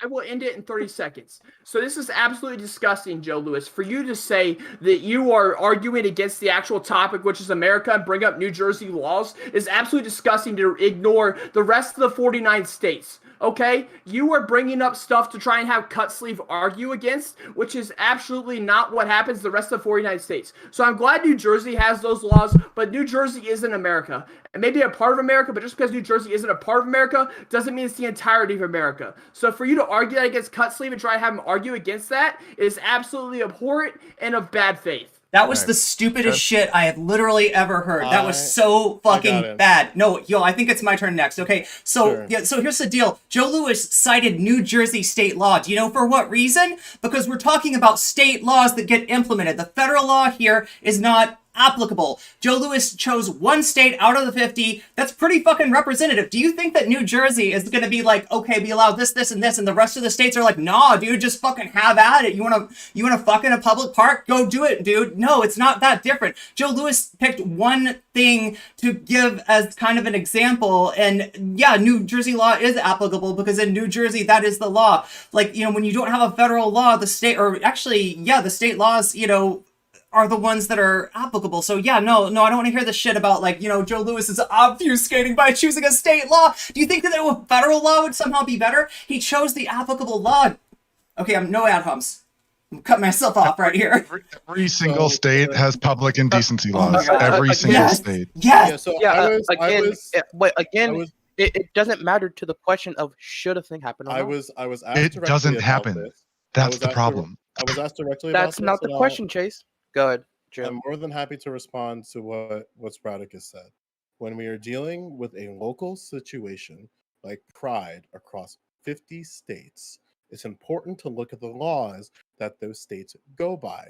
As an example, Louisiana, under RS 14101 of obscenity, line B, I, and 2 states that prohibited, and it's a crime of hardcore sexual conduct in the public portrayal for its own sake and ensuring commercial gain of. It also prohibits ultimate sexual acts, normal and perverted, actual, stimulated, and animated, where between human beings, animals, or an animal and a human being, or to masturbation, excretory functions, and lewd exhibition, actual, simulated, or animated of the genitals, pubic hair, anus, vulva, and female breast nipples. And it goes on listing a bunch of different things that line up what is considered obscure and also lewd. The reason why these things are important is we can make a moral argument about anything that we want. But another question that you have to ask, what do the laws say within your state?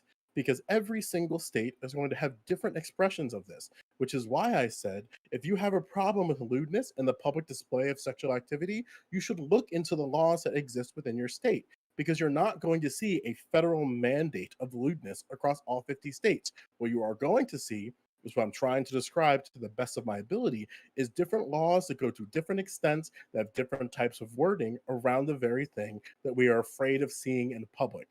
And the core of my argument is that people on the internet like to morally grandstand and not read laws. It's very easy to have a moral claim online and look like you're rhetorically killing it. But when it comes to actual laws, the vast majority of people who debate on Twitch are legality, from a legality standpoint and from a local politics standpoint, incredibly insufficient. And I'm sorry, Sprouticus, that you don't know the laws of your state. If you do know the lewdness laws of your state, I would love for you to express those right now so we can actually have a conversation about what part of the law is not being covered within your state. Same goes to again. You do not even have to again. So I was asked the question, Cut Sleeve. I'm sorry, I was asked the question. It doesn't matter about the laws in a single state, and I will reserve my time for Cut Sleeve to talk, because I believe Cut Sleeve deserves an explanation from this, because it was absolutely abhorrent to bring up one state. I could always bring up the laws in my state.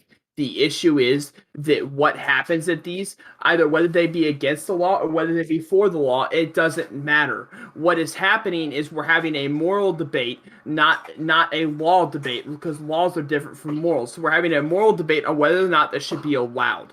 So they are allowed right now because what should be allowed? So stop. So what is happening is they are being allowed. What's happening is being allowed. So the kinks at Pride, okay? And I'm not talking about. I'm not Chase. I'm not talking about kinks kinks as in gay people kissing themselves, kissing their partner, whatever. I don't. You're trying to argue what kinks means, and I've argued about you against this before. Okay, but I'm gonna address J0e Lewis before. But now what I'm gonna say is I'm gonna address J0e Lewis, not you, Chase. So what I am saying is and I'm not gonna bring up my state because I believe it's absolutely abhorrent to bring up one of the 49 states, to bring up a law from that and apply it to the rest of America.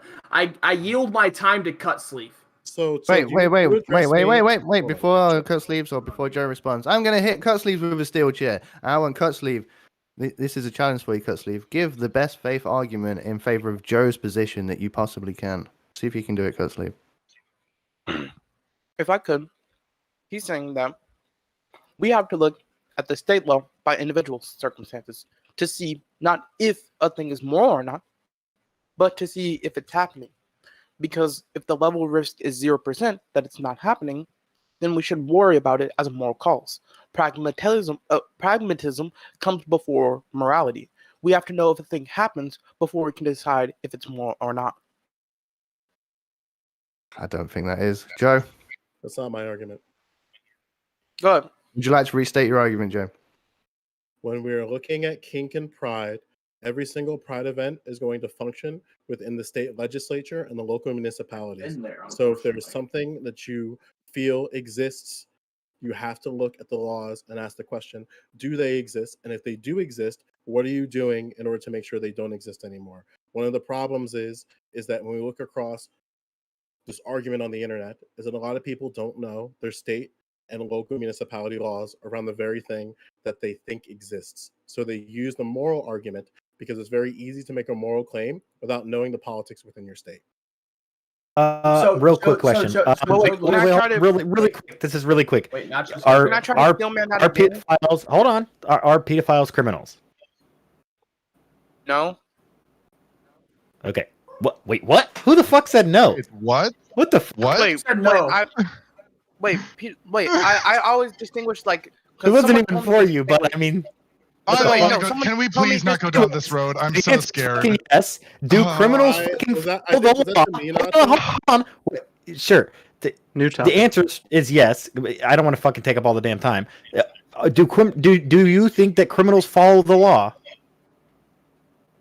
Pedophiles are sexual offenders. Sexual offenders have some of the strictest regulations in terms of their exposure and the way to navigate within society, more so than criminals for things like murder. So it's very, very unlikely that you're going to see a sexual offender. Right, well, it seems like you're reoffend without them getting caught within the law. My answer is pedophiles are sex offenders. Therefore, sex offenders are criminals. So J0e Lewis, criminals tend to not follow the law, right? And I'm telling you, generally speaking, this is why they're criminals, right? As clearly as I possibly can, that sex offenders are held to one of the highest criminal standards in the United States, not only locally. That wasn't even the question, though, but just in general. I want to make this incredibly clear because one of the straw men that people do is to say that criminals can still do crimes. Sexual offenders are one of the citizens in the United States that we openly accepted that we have to and ought to monitor their every single footprint and their tracks after they make it out of the criminal justice system. So to say that sexual offenders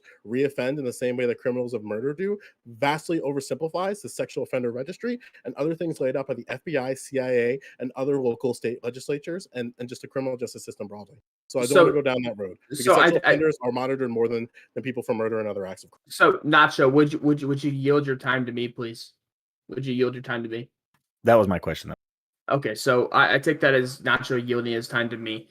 Folsom Street Fair, which happens in Indianapolis, Ohio, and San Francisco, 3 different cities. The Folsom Street Fair has people whipping people in sexual gear as public. Okay, so whoever's talking about BDSM in grocery stores, it's just moving it to a different place in public. So it's extremely ignorant to argue that it's a different place in the grocery store than it is in a public street.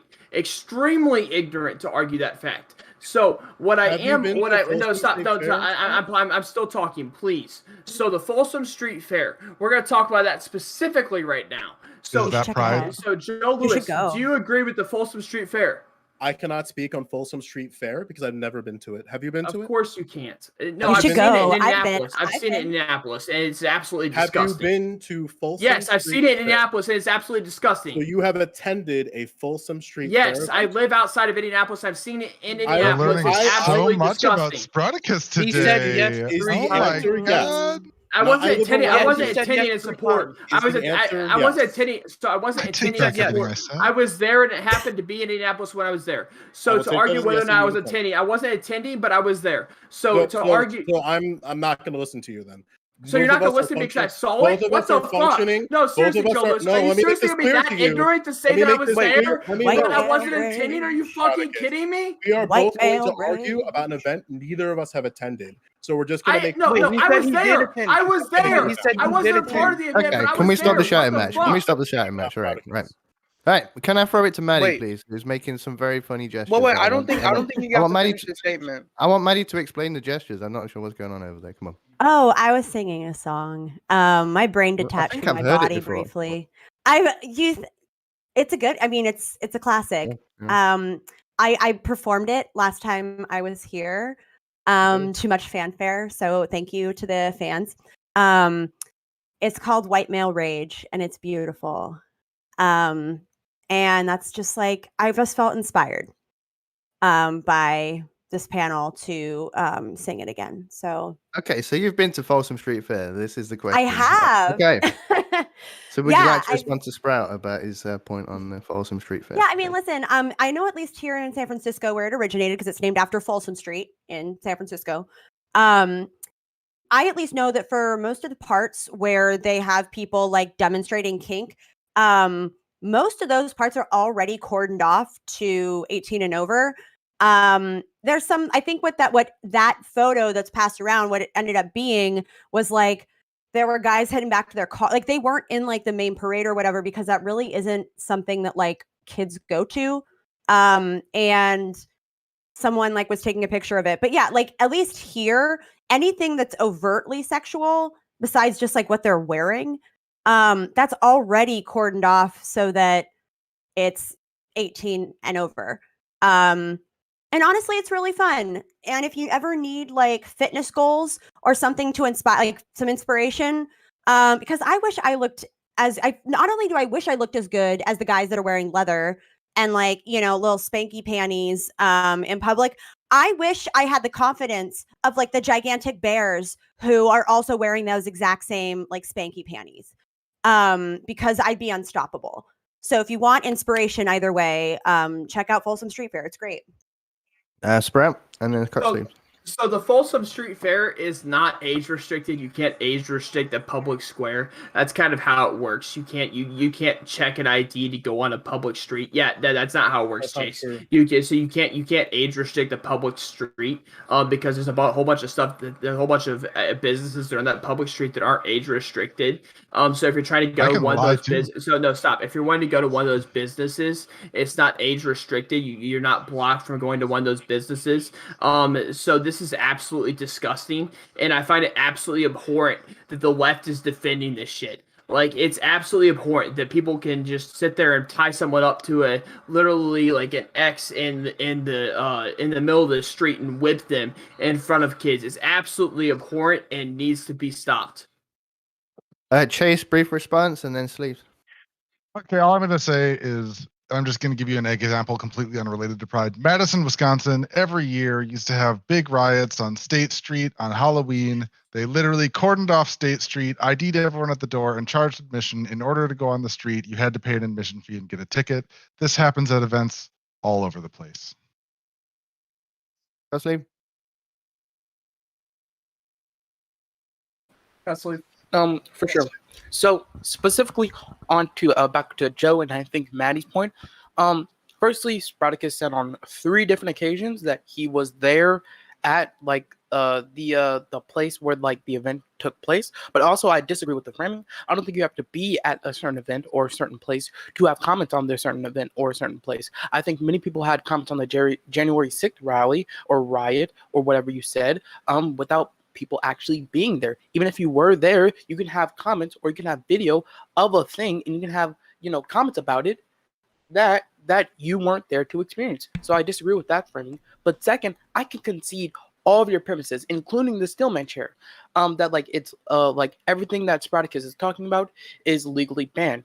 There is a still non-0% chance that it's going to happen. And even if it was a 0% chance, that has nothing to do with the morality of it. We can describe of whether murder or if murder is good or bad, just because it's banned does not mean, one, it's a non-0% chance of happening, or two, we can't describe the morality of whether murder is good or bad. I really suggest you should look up to this like subsection of Protestantism. I think it would do your arguments a lot of good. I just want to run for local legislature, so morals don't give a fuck about my arguments. So I mean that's kind of where it stands here. You don't care about morals, Joe? I'm more than happy to I be mean- a debate bro and argue people on the internet and get bits and donations from people within my community. But I realize that Twitch is very finite, but what isn't finite is my local politic and my state legislature and the federal government. So I'm looking towards that as my goals and not to morally grandstand on the internet anymore. So Joe, you don't care about morals. You don't care about morals when it comes to politics. You don't Wait, care. what? That has nothing to do with your argument, with your political argument. It has nothing to do with morals. So you're not going to stand up for your moral beliefs in politics. That's what you're telling me. Of course not. Because here's something that's very, very good. It's a very good point that you make there. I am pro-life, but the laws in my state don't give a shit about me being pro-life. I'm pro-gun, but my state doesn't give a shit about me being pro-gun. My pro-life stance comes from my religious values as a Roman Catholic. However, if I go into the state legislature, I have to understand that my moral stance on abortion, because it's based on religious values, has to be separate on what the law has to say. And I understand that going into arguments with individuals. So while I will openly say on the internet to everyone to hear, as a lefty, I am pro-life, however, that's not the law of the land. So I must observe that to the best of my ability. And if I were to create laws, and this is something to anybody, if you see me in the House of Representatives in the state of New Jersey, or even something within the House of Representatives representing District 12, and I openly advocate for pro-life, you will know for sure that my stance on that comes from a moral aspect that shouldn't exist in politics because it comes from a religious backing. So if you ever see me do that publicly, I hope you drag me across the earth because I try to keep those things as incredibly separate as I can when I'm talking about politics. So Sure. wait a second. Sure. I'd like Can I get one question? to No, address. everybody wait. I'd like to Hold address up, Joe. hold up, I'd like to Sprout. address Joe No, on that. everybody wait. No. Right, we're getting close to 3 hours, so we're going to wrap it up here. We're going to go into closing statements. We're going to give outros. Thank you very much, everyone, for attending. It's been a fun time. I'm glad it didn't get too spicy. We got on a spice level that was acceptable. There was a few add-ons, a bit of name calling, but not too toxic. I was happy with this tonight. So thank you very much, everyone. So let's wrap it up. Let's go into closing statements. Give a quick outro of your channel, and remember, the last time you can address the previous topic is in the.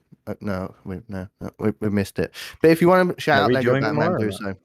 so. You're just going to give your outro. This is it. This is the end. Okay. Give your outro. Tell me where you can find your socials, your Twitter, your Twitch, your YouTube, whatever you would like to shout out. If you want to shout out shellshockcbd.com with code danabo for 10% off, you can do that. Or if you just want to shout out Maddie's dog, you can do that too. We're going to start closing statements with. Let's go with Cutsleeve.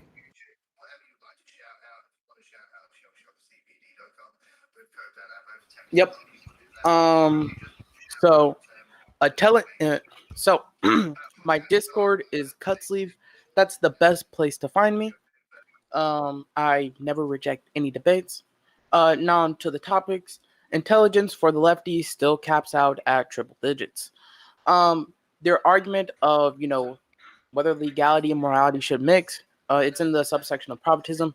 No, legality and morality should not exist. Good for Joe that he wants to be a legislator and morality and legality get bundled in his worldview. But when you come into debates like these, we are here to discuss what should be. Should is a moral claim. Now, on the question of whether you can comment on something you haven't been personally at, yes, you can. Many people comment on January 6th. Many people comment on 9/11. I comment on 9/11. I wasn't even born then. On the subsection of kinks, I think you have to define kink, which no one explicitly has defined. Sprouticus has defined, off stage, level of kink, kink in one certain area on the edge, and Maddie's defined kink on the other certain areas, like soft kink. I still haven't having a good definition of kink. So whether the question of should kink be at rallies or not, I still have no answer. And although I have no answer for that, I still have no answer on which lefty goes in at triple digit IQs. Still gotta find the one. Thank you very much, Cusley. Oh, so the triple digit IQ, Maddie, please.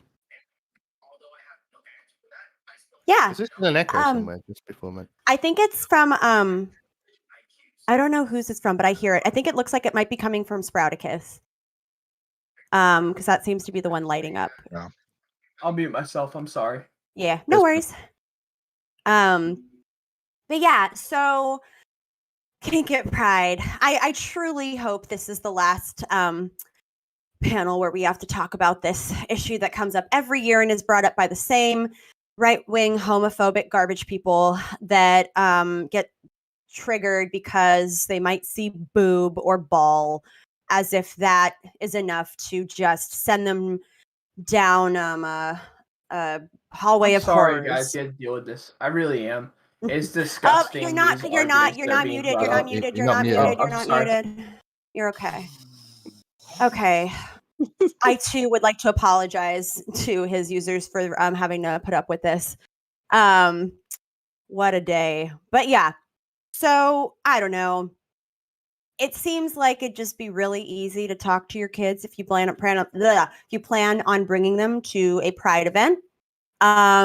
And study up on your local laws about what constitutes indecent exposure. Because as it turns out, it varies by state.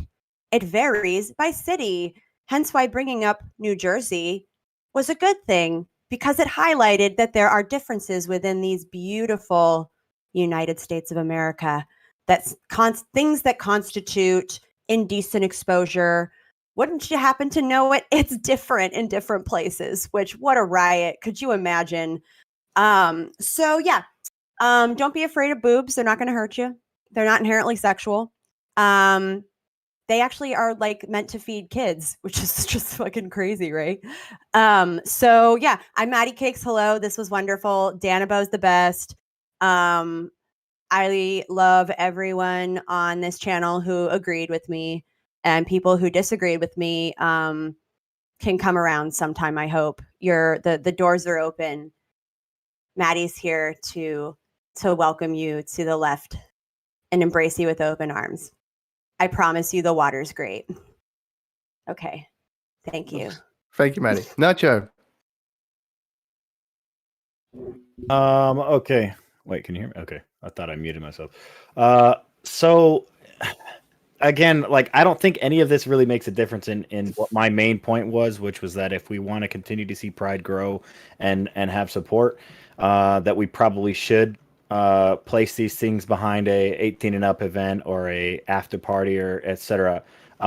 It's really apparent that it probably doesn't matter what the law is in any given state, because there are clearly so many people who are willing to excuse or provide cover to anyone who would be behaving this way at a family-friendly event.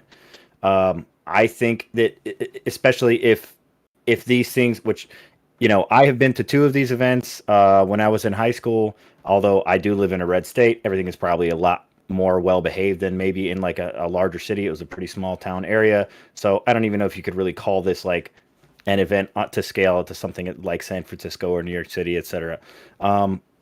I have talked to plenty of people in doing research on this, because I had no idea what the hell any of this even was. So I talked to family, to friends, and even some mentors and teachers that I grew up with who are gay and go to these things consistently. I have retired neighbors that are gay and they go to these events quite frequently. They have tons of money and they go all over the damn country to all these events.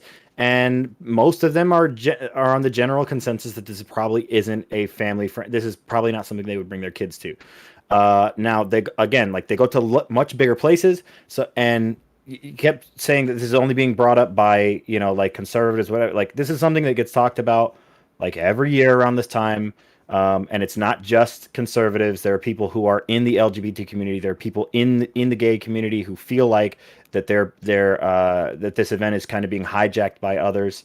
And if that's what they're going to be kind of painting this, or if they're going to be this kind of well, people could point to this and then demonize the entire like LGBTQ. Like, I think that's probably shitty, because then you're just feeding those who really are homophobic, who really hate these people and hate these kind of events and don't want anybody to see these things.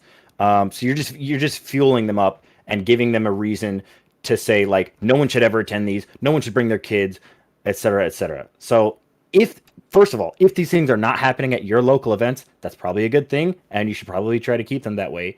And wherever they are happening, if you're participating in these events, you should probably point those things out, especially if they're against the law, and get these people out of the family-friendly event and keep them at the 18 and up, the nighttime events. That's it. I think it's pretty fair too. You shout your channel out now, child. Oh yeah, sorry. Twitch TV / American Nacho. I play video games and I talk politics and yell at chat. I love you guys. Thanks for having me on. And yeah, for people that want a sneak preview, the topics for Friday on the Hippy Dippy are pretty much the same as this, and Nacho's got to do this again on Friday. Good luck.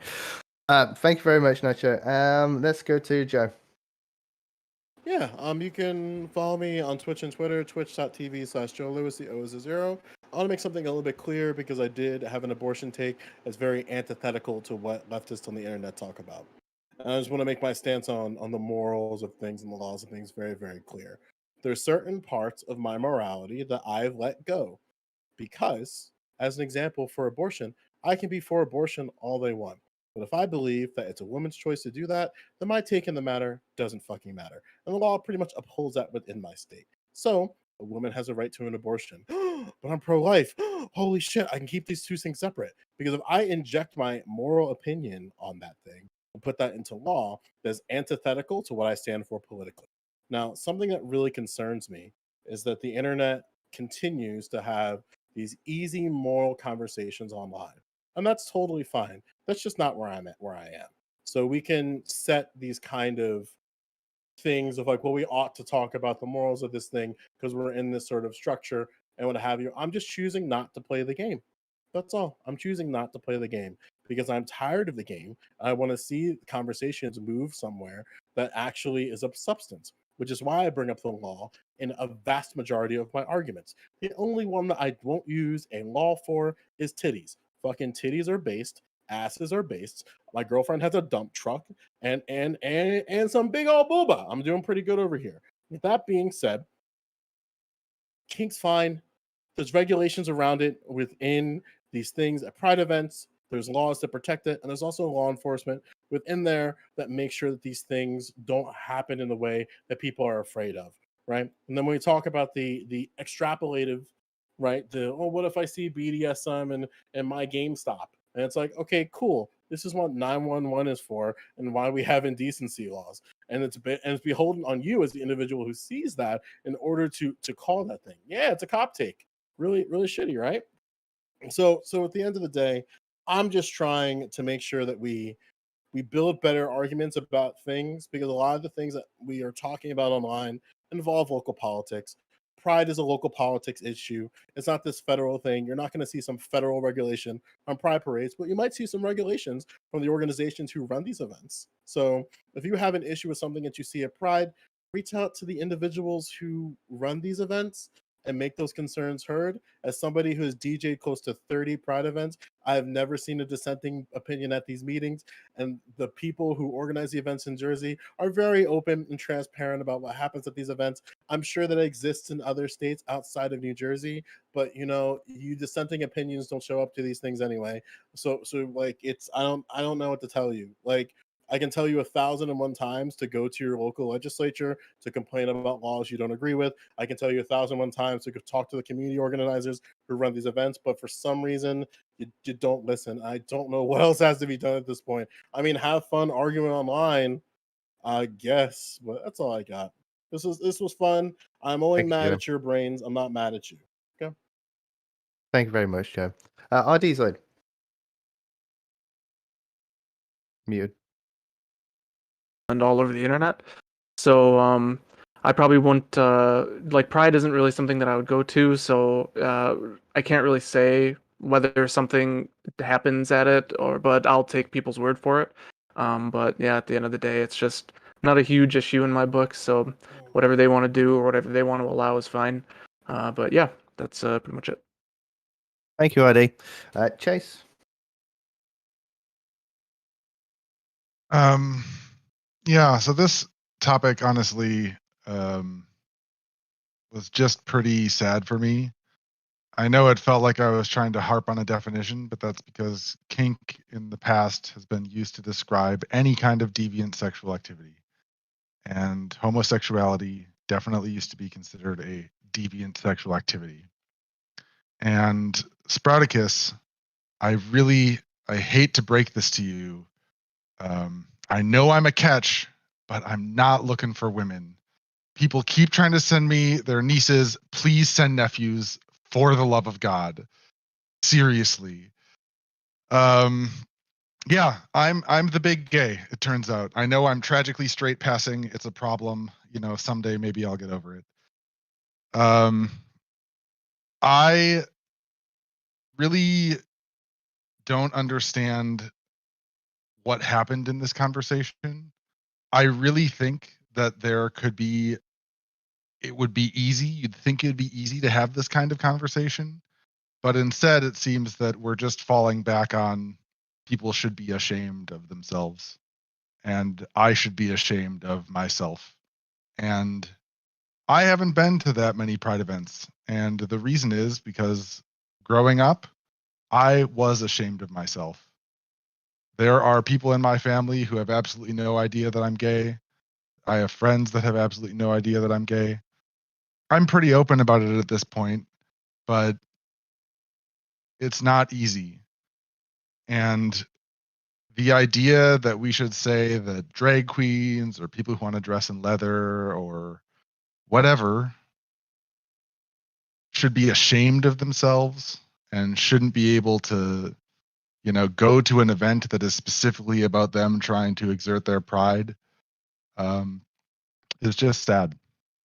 And you guys all seem like great people, and Sprouticus, I'm not trying to attack you or single you out. I'm just trying to express that these conversations can be hazardous. So as a final thought, if you're out there and you're watching this and you're gay or something turns you on and you feel bad about it, don't. It's okay. Thank you very much, Chase. I've got a toddler banging on my door. He's telling me it's bedtime. We'll go to Sprout next. I'm really glad you went to me next, danabo. I really am. Chase, don't be ashamed of who you are. Seriously, don't be ashamed of who you are. Anyone who's watching, don't be ashamed of who you are. My arguments are for sexual acts in public that I disagree with. Don't be ashamed of who you are. If you're trans, if you're gay, don't be ashamed. It's nothing to be ashamed of. It's who you are. Okay, I had to learn this lesson in middle school. Okay, you got to be who you are, no matter what that is. You got to be who you are. If you're not who you are, you'll make fake friends that you'll despise. You'll make fake friends that will tell you yes until you disagree with them, and they'll tell you no, and they'll leave you. All right, be who you are, and you'll find the right friends that they're there to encourage you. But from what I'm saying is don't do sexual acts in public. And like I said on stream, but I wasn't muted, I find these arguments absolutely disgusting. I'm not gonna step away from that. Anything I said off stream, I said on stream. So I find these arguments absolutely disgusting that you're willing to show these acts to children. It's absolutely disgusting to me. I think children deserve to be taught by their parents. Children deserve to be taught by their parents when they choose to. Especially when it comes to sexual acts, especially when it comes to that. First off, don't be ashamed of who you are. That's not my argument at all. If you're gay, show that. Be proud of it. Okay. If you're trans, show that. Be proud of it. Be who you are, because that's when you'll find the right friends. But don't expose children to sexual acts. That's where I draw the line, guys, and that's where I'll end my statement. And where can people find you, Sprout? Twitch.tv/thesprouticus. Again, it's twitch.tv/thesprouticus. And I'm going to end with no comment check. Once again, thank you everyone for joining us tonight. This has been, until further notice, the Bird Brains edition with our special guest, Irene. No comment check. I'm very glad she joined us, and I hope we can do this again sometime, Irene. Closing statement and outro? Absolutely, yeah. Like Danabo just said, I'm nocommentchick over on Twitch. I'm nocommentchick here on YouTube, and I make videos. Sometimes they're pretty funny. They're always enjoyable, and we try to learn a little bit. We try to hijack other people's conversations and make them better by contributing to the discourse in a positive way. So in line with that, I do have a few thoughts on our last discussion here. I'd encourage people to do what Cut Sleeves was telling me to do, which is, touch grass. But I think what I mean might be a little bit different than what he was intending. Do you have to be at a particular event to be able to describe it? Fuck no. But that's where you need to touch grass. You know what I mean? And by that, I mean, like, acquaint yourself with the situation. Like, know what you're talking about. Because there was a shocking lack of that in a lot of this conversation, and I think it left us talking in like silly land, like, right, about like weird abstractions about like, prescriptive versus descriptive statements and shit that didn't really matter, when really what we were asking is like, what is the harm that's happened? And nobody was able to show any. Nobody was able to show where Pride has exposed children to horrible shit. Everybody just kind of gestured, right? It's like a just kind of a empty virtue signal of like, yeah, I don't like bad stuff. Yeah, we know you don't like bad stuff. Tell us where the bad stuff is, like, specifically, or shut the fuck up, because otherwise it sounds like you're trying to like put all that supposed bad stuff that may or may not exist all off on like the LGBT community during Pride Month, which would be a really dumb shit thing to do unless you were trying to play into a certain op by a website that has stated its goal to do shit like this. So yeah, this argument has divided the LGBT community against itself. It's really, thrown a lot of confusing and fucked up shit into a discourse which should have been about what Sprouticus was just talking about, which is like a wonderful thing. Self-acceptance, loving yourself, that is key to, like Sprouticus said, finding who your true friends are. And yeah, that last statement was fucking base, Sprouticus. I disagreed with you on almost everything else, but that I really like that. That gave me some feels. So yeah, thank you everybody for being here. Thank you, Danabo, for making this happen. And thank you, chat, for oh my god, chat's going wild. I'm gonna have to go deal with that. But yeah, it was a fun time, and I'm sure we all learned a lot.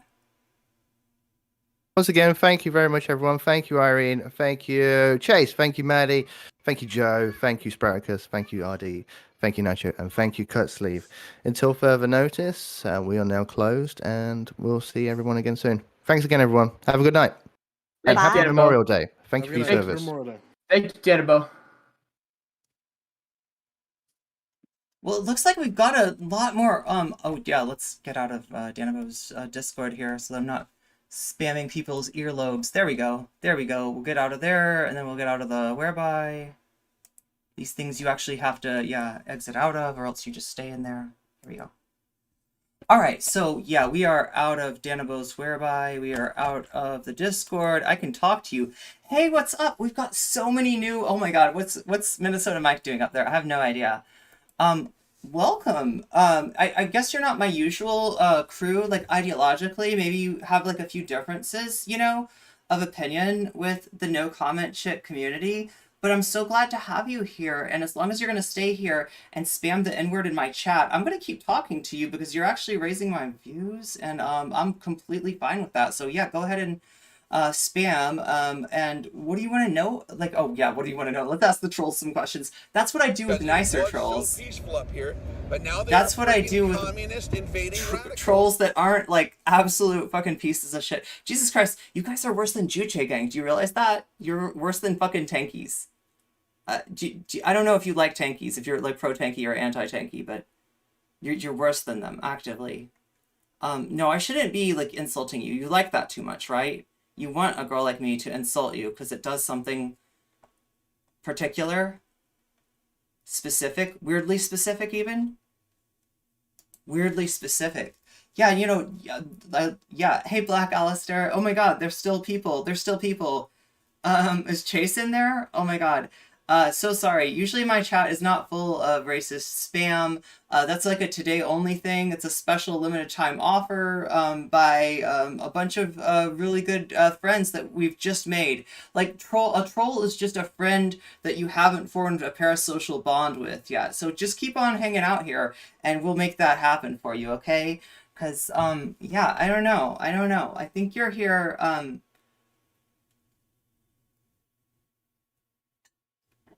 I think you're here because you really care about me, right? You care about me, you love me, you're worried that like, you know, I don't know how much love I have in different parts of the internet that I might have actually come from and might actually know more about than you think. Yeah, like I wouldn't say that like that's, you know, necessarily where I'm aligned in this day and age, right? But like I definitely... You seem familiar, trolls. Have we met before? Have we trolled the same image board, possibly? Is that possible? Is that possible? Yeah, I think it is. I think it is. Pete, that's so silly. That's so silly. Well, I mean, I don't know. I'm drinking green tea. I guess it's the opposite of harming myself, so you can see me do that, huh?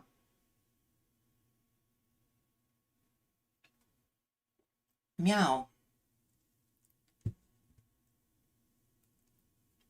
What's that? NCC won this debate? Yes, I agree. I agree. NCC totally won this debate. I'm gonna hang out with you, trolls. I'm gonna hang out with you because, like, I mean, like your attention means the world to me. Okay, I want you to know it's really important. I don't usually get to talk to like such an ideologically diverse. Wait, are you ideologically diverse, trolls? Or are you ideologically coherent? I'm not sure what exact block of the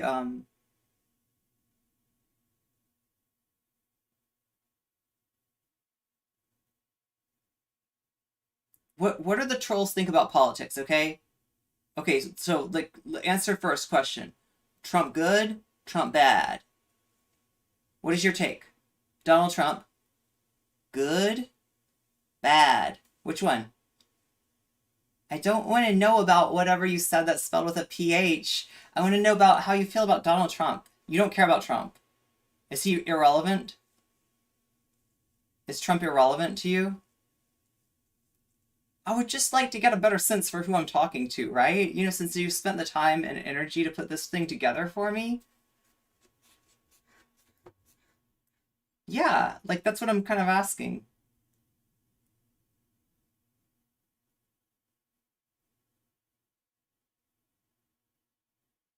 Okay, so you don't care about Trump either way. You're just here for the lulz? Is that accurate? Would you say you're here for the lulz? Lulz? Lulz good? Lulz good? Lulz bad? How do we feel about lulz, mods? Mods. Why am I calling you mods?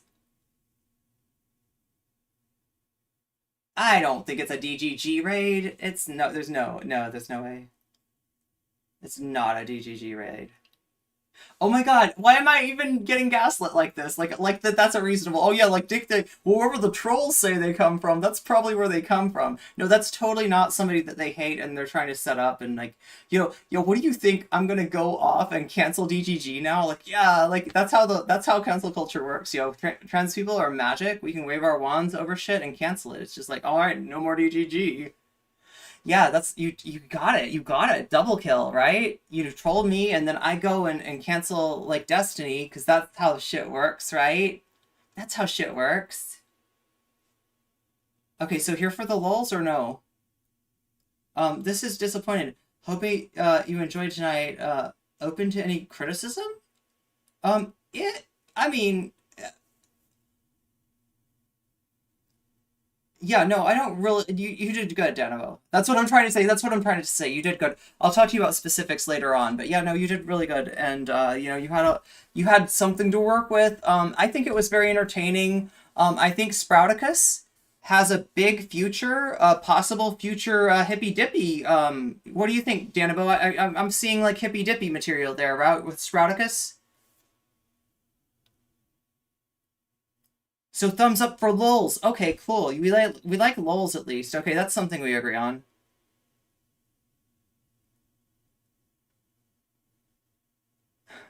You like Shrek. You like Shrek? Shrek is good? Shrek is good? Shrek is bad.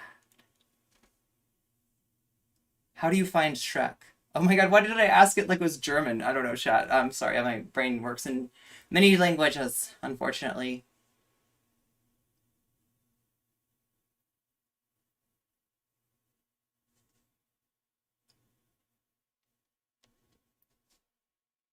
Meow, meow, meow. What should we do? Do you want to watch a video, trolls? Like, what do trolls usually do for fun? What?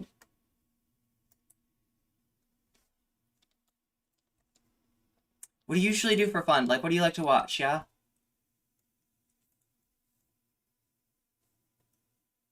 Something isn't right. My enemy's invisible. I don't know how to fight. I'm black and... Oh my god. Yo, chat, I've got this fucking song in my head. It's so bad. It's so stuck in my head. Oh, it's Joe Biden. Do you like Joe Biden? Trolls, Joe Biden? Or... What do we think about Biden, trolls? Do we like Joe Biden? Are we Biden fans in here?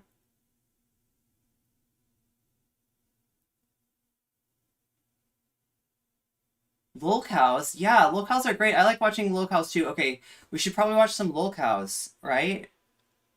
Do you want to watch some lolcows? Okay. I was thinking, I know a certain...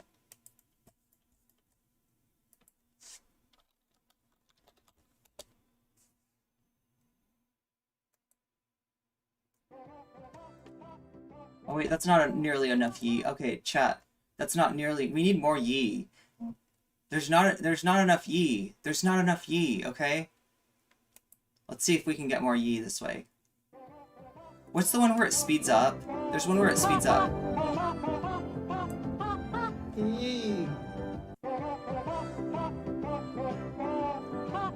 Oh, this one's looped nicely. I appreciate this. Okay, here you go.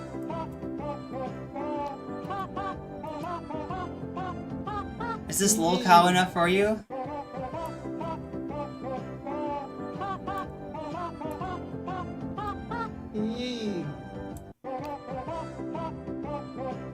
Oh, trolls, I gotta ask you, Pepe or Yi? I must know, I must know. Please tell me, Pepe or Yi? I need to know, I really need to know. Who am I being rated by Pepe fans or Yi fans? I have to know, I have to know. Pepe or Yi? Which one do we like?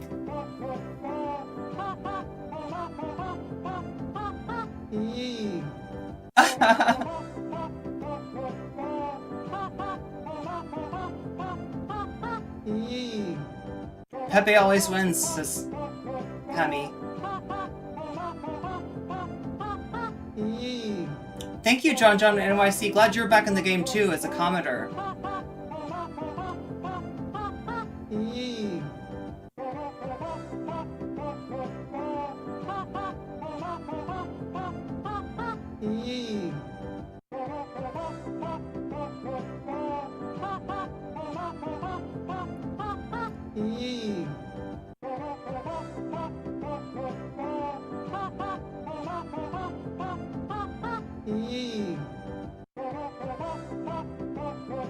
But definitely Team Pepe out there in Trollland, right? Team Pepe. I mean, it makes sense. It's just kind of basic. Oh, I'm sorry, I shouldn't. I mean, maybe you have more rare Pepes that you like? Are there rarer Pepes than just like your standard Monka?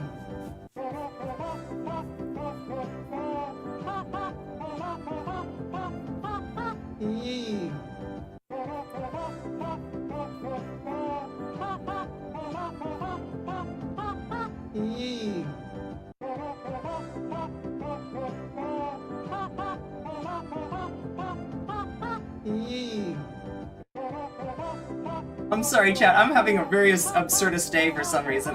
We'll have to go with it. We'll have to go with it. It's just how it works. But that's not what I asked you, though. That's not what I asked you, meow.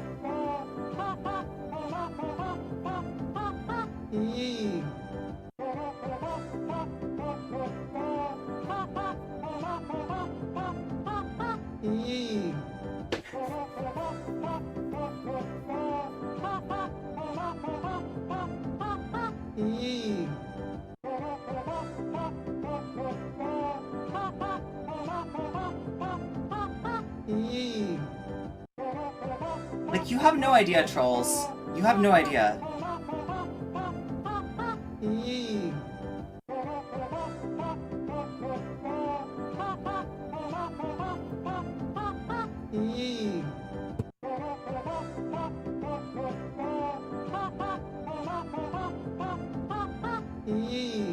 Yee.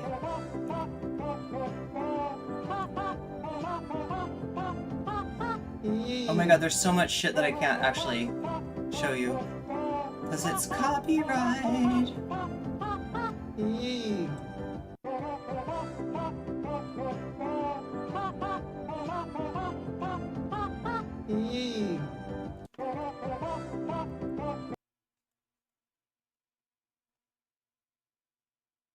Wait, what is this? Is this what I think it is? Oh my god, is this what it is? Is this what I think it is? Is what I think it is what it is?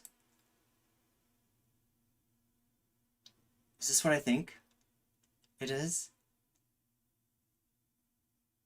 How can you do that? No. Oh, you're lying to me. No, dude, you're just lying to deceive me. You're lying to deceive me. There's no way that there's that many ye in one, like, thing. Oh, this is the one. This is the one I like. This is the one I like, chat. This is the one I really like. Okay. Here we go. Did Yi win? Yi won the poll. Yes. Because the trolls couldn't agree on one Pepe. The trolls couldn't agree on one Pepe. That's the problem. That's why Yi always wins, trolls. Because there's only one Yi. There's one Yi, and there's that little dude too, but whatever. Nobody cares. You know, it's Yi.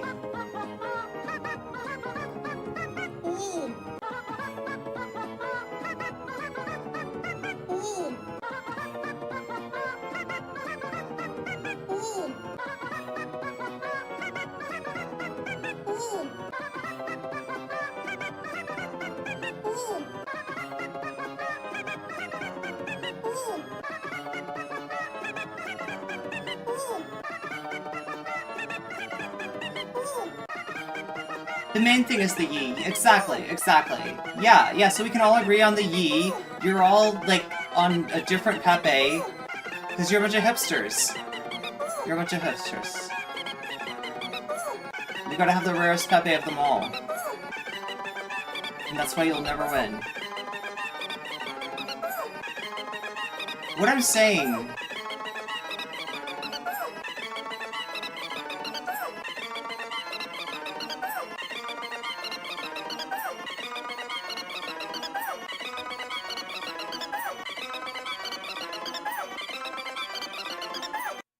Okay, that's, yeah. Oh my god, we got the Chunguses in chat. We got some Chungus in chat. Chungus in chat? No, you can't look at this. I don't know what this is gonna be. I don't know what this, oh my god, coconut song. I think that's okay. I don't know. We can't watch too many memes. This is YouTube, okay? This is fucking YouTube, okay? So we're limited, right? We're limited to short memes, small memes, small with it, M-O-L. Small memes. So yeah, let's see how our friends are doing. Let's check in on our friends. Oh yeah, they kind of dropped out. Damn, trolls. Trolls, why didn't you stay longer? You know, you were making my number, so I was hoping you could just stay and we could be friends. Do you understand? Do you understand? I wanted to make like a real human connection with you, trolls. I wanted to make a real human connection, okay? I have so many things to teach you. You have no idea, okay? Listen, do you like Persona? Okay? You like Persona? Okay? Now tell me what this means. White hair. What can somebody with white hair do for you?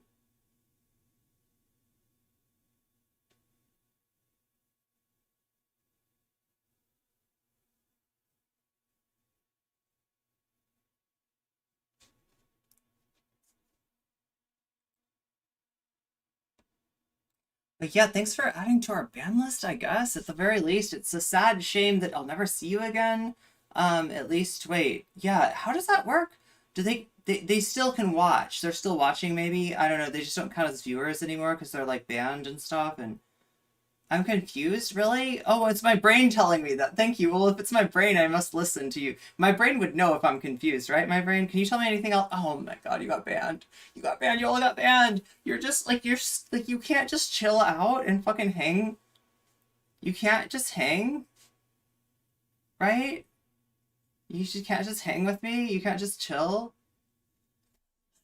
See, like, you tell me that the left is so afraid of ideological interchange, and yet you're the ones coming in here with your silly little suicide memes or whatever the fuck that was. You know, just utterly bad faith. Like, I wanted to have a real interchange of like ideology with you, you know, and talk to you about life. Like all that Jordan Peterson shit. I can do the same shit as Jordan Peterson, but better. Because does Jordan Peterson give you a fucking persona? No, I can't say that out loud, chat. I can't say that out loud, but definitely check out, you know, if you see like a blue doorway somewhere, you might want to just give that a try. You might want to just go in there and see what's up. See, I might be in there working on some stuff, and I could help you out with, you know, all the what do you need? What do you need, trolls? Is it like control? Is that what you're looking for? You feel like your life is out of control and you want some measure of like something that you can be proficient at or knowledgeable about? Oh, thank you, Chris. Thank you. I think trolls might functionally be unable to hang. Oh, it's too bad. Like, I don't know if they have the ability to actually chill out. If they aren't attacking someone, they probably can't feel good. That's too bad. That's too bad. I mean, you just need to work your social links, trolls, really. You need to work your social links, kind of grind that stuff. Make sure to do your homework. Help people out around the house, you know, because that's how you get your SP recharged, you know, for those palaces, right? You know, I mean, like, but yeah, no, totally.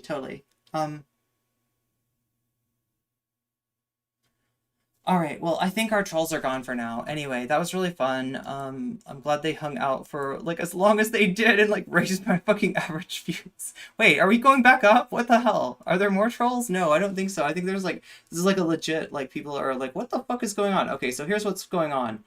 I am nocommentchick. I just finished a debate against, a bunch of right-wingers and a bunch of left-wingers, and it was fun, and it was cringe, and it was amazing. Yeah, I do that from time to time. I also do debate analysis. I also, you know, like to like monitor the conversation that's going on with like people like Vaush and Destiny or whatever people are talking about. Stuff like that. And I also like to have fun. Okay, if you haven't noticed already, I like to meme, I like to shitpost, etc., etc. So if that sounds like something that's appealing to you, even if you came in with a big bad raid, you know, and you think that you're like, you might, maybe you just like don't want to hang with those people anymore, right? I don't know, but you can follow me, right? You can follow me, you can leave those thumbs up, you can do all the magical things, click the bells, click the whistles, click the little, I don't know what else you click. You click subscribe button, but only click it once, right? To just subscribe, don't like hit it twice and then unsubscribe. That would be silly. That would be pointless. And I don't want you to do anything that's pointless because just like Giorno, I don't like things that are useless, okay? It makes me want to say Mura, Mura, Mura and start punching away for like 6 pages at a time, right? 6 pages of manga I will be punching with Mura, Mura, Mura, Mura. If somebody's like making me, you know, crazy with the useless shit that they're saying, like on this panel. But anyway, yeah, you can check this out. You can rewind this. I'll try to cut the weird part with the trolls off just so that's not there. But Anyway, this was fun too. Okay, chat, much love. I'll see you over on Twitch, okay? Be over on Twitch, so meow. Moe Q and etc. It was a good show, nice. I'm glad people enjoyed it. That was a really fun ending though. That was a really fun ending.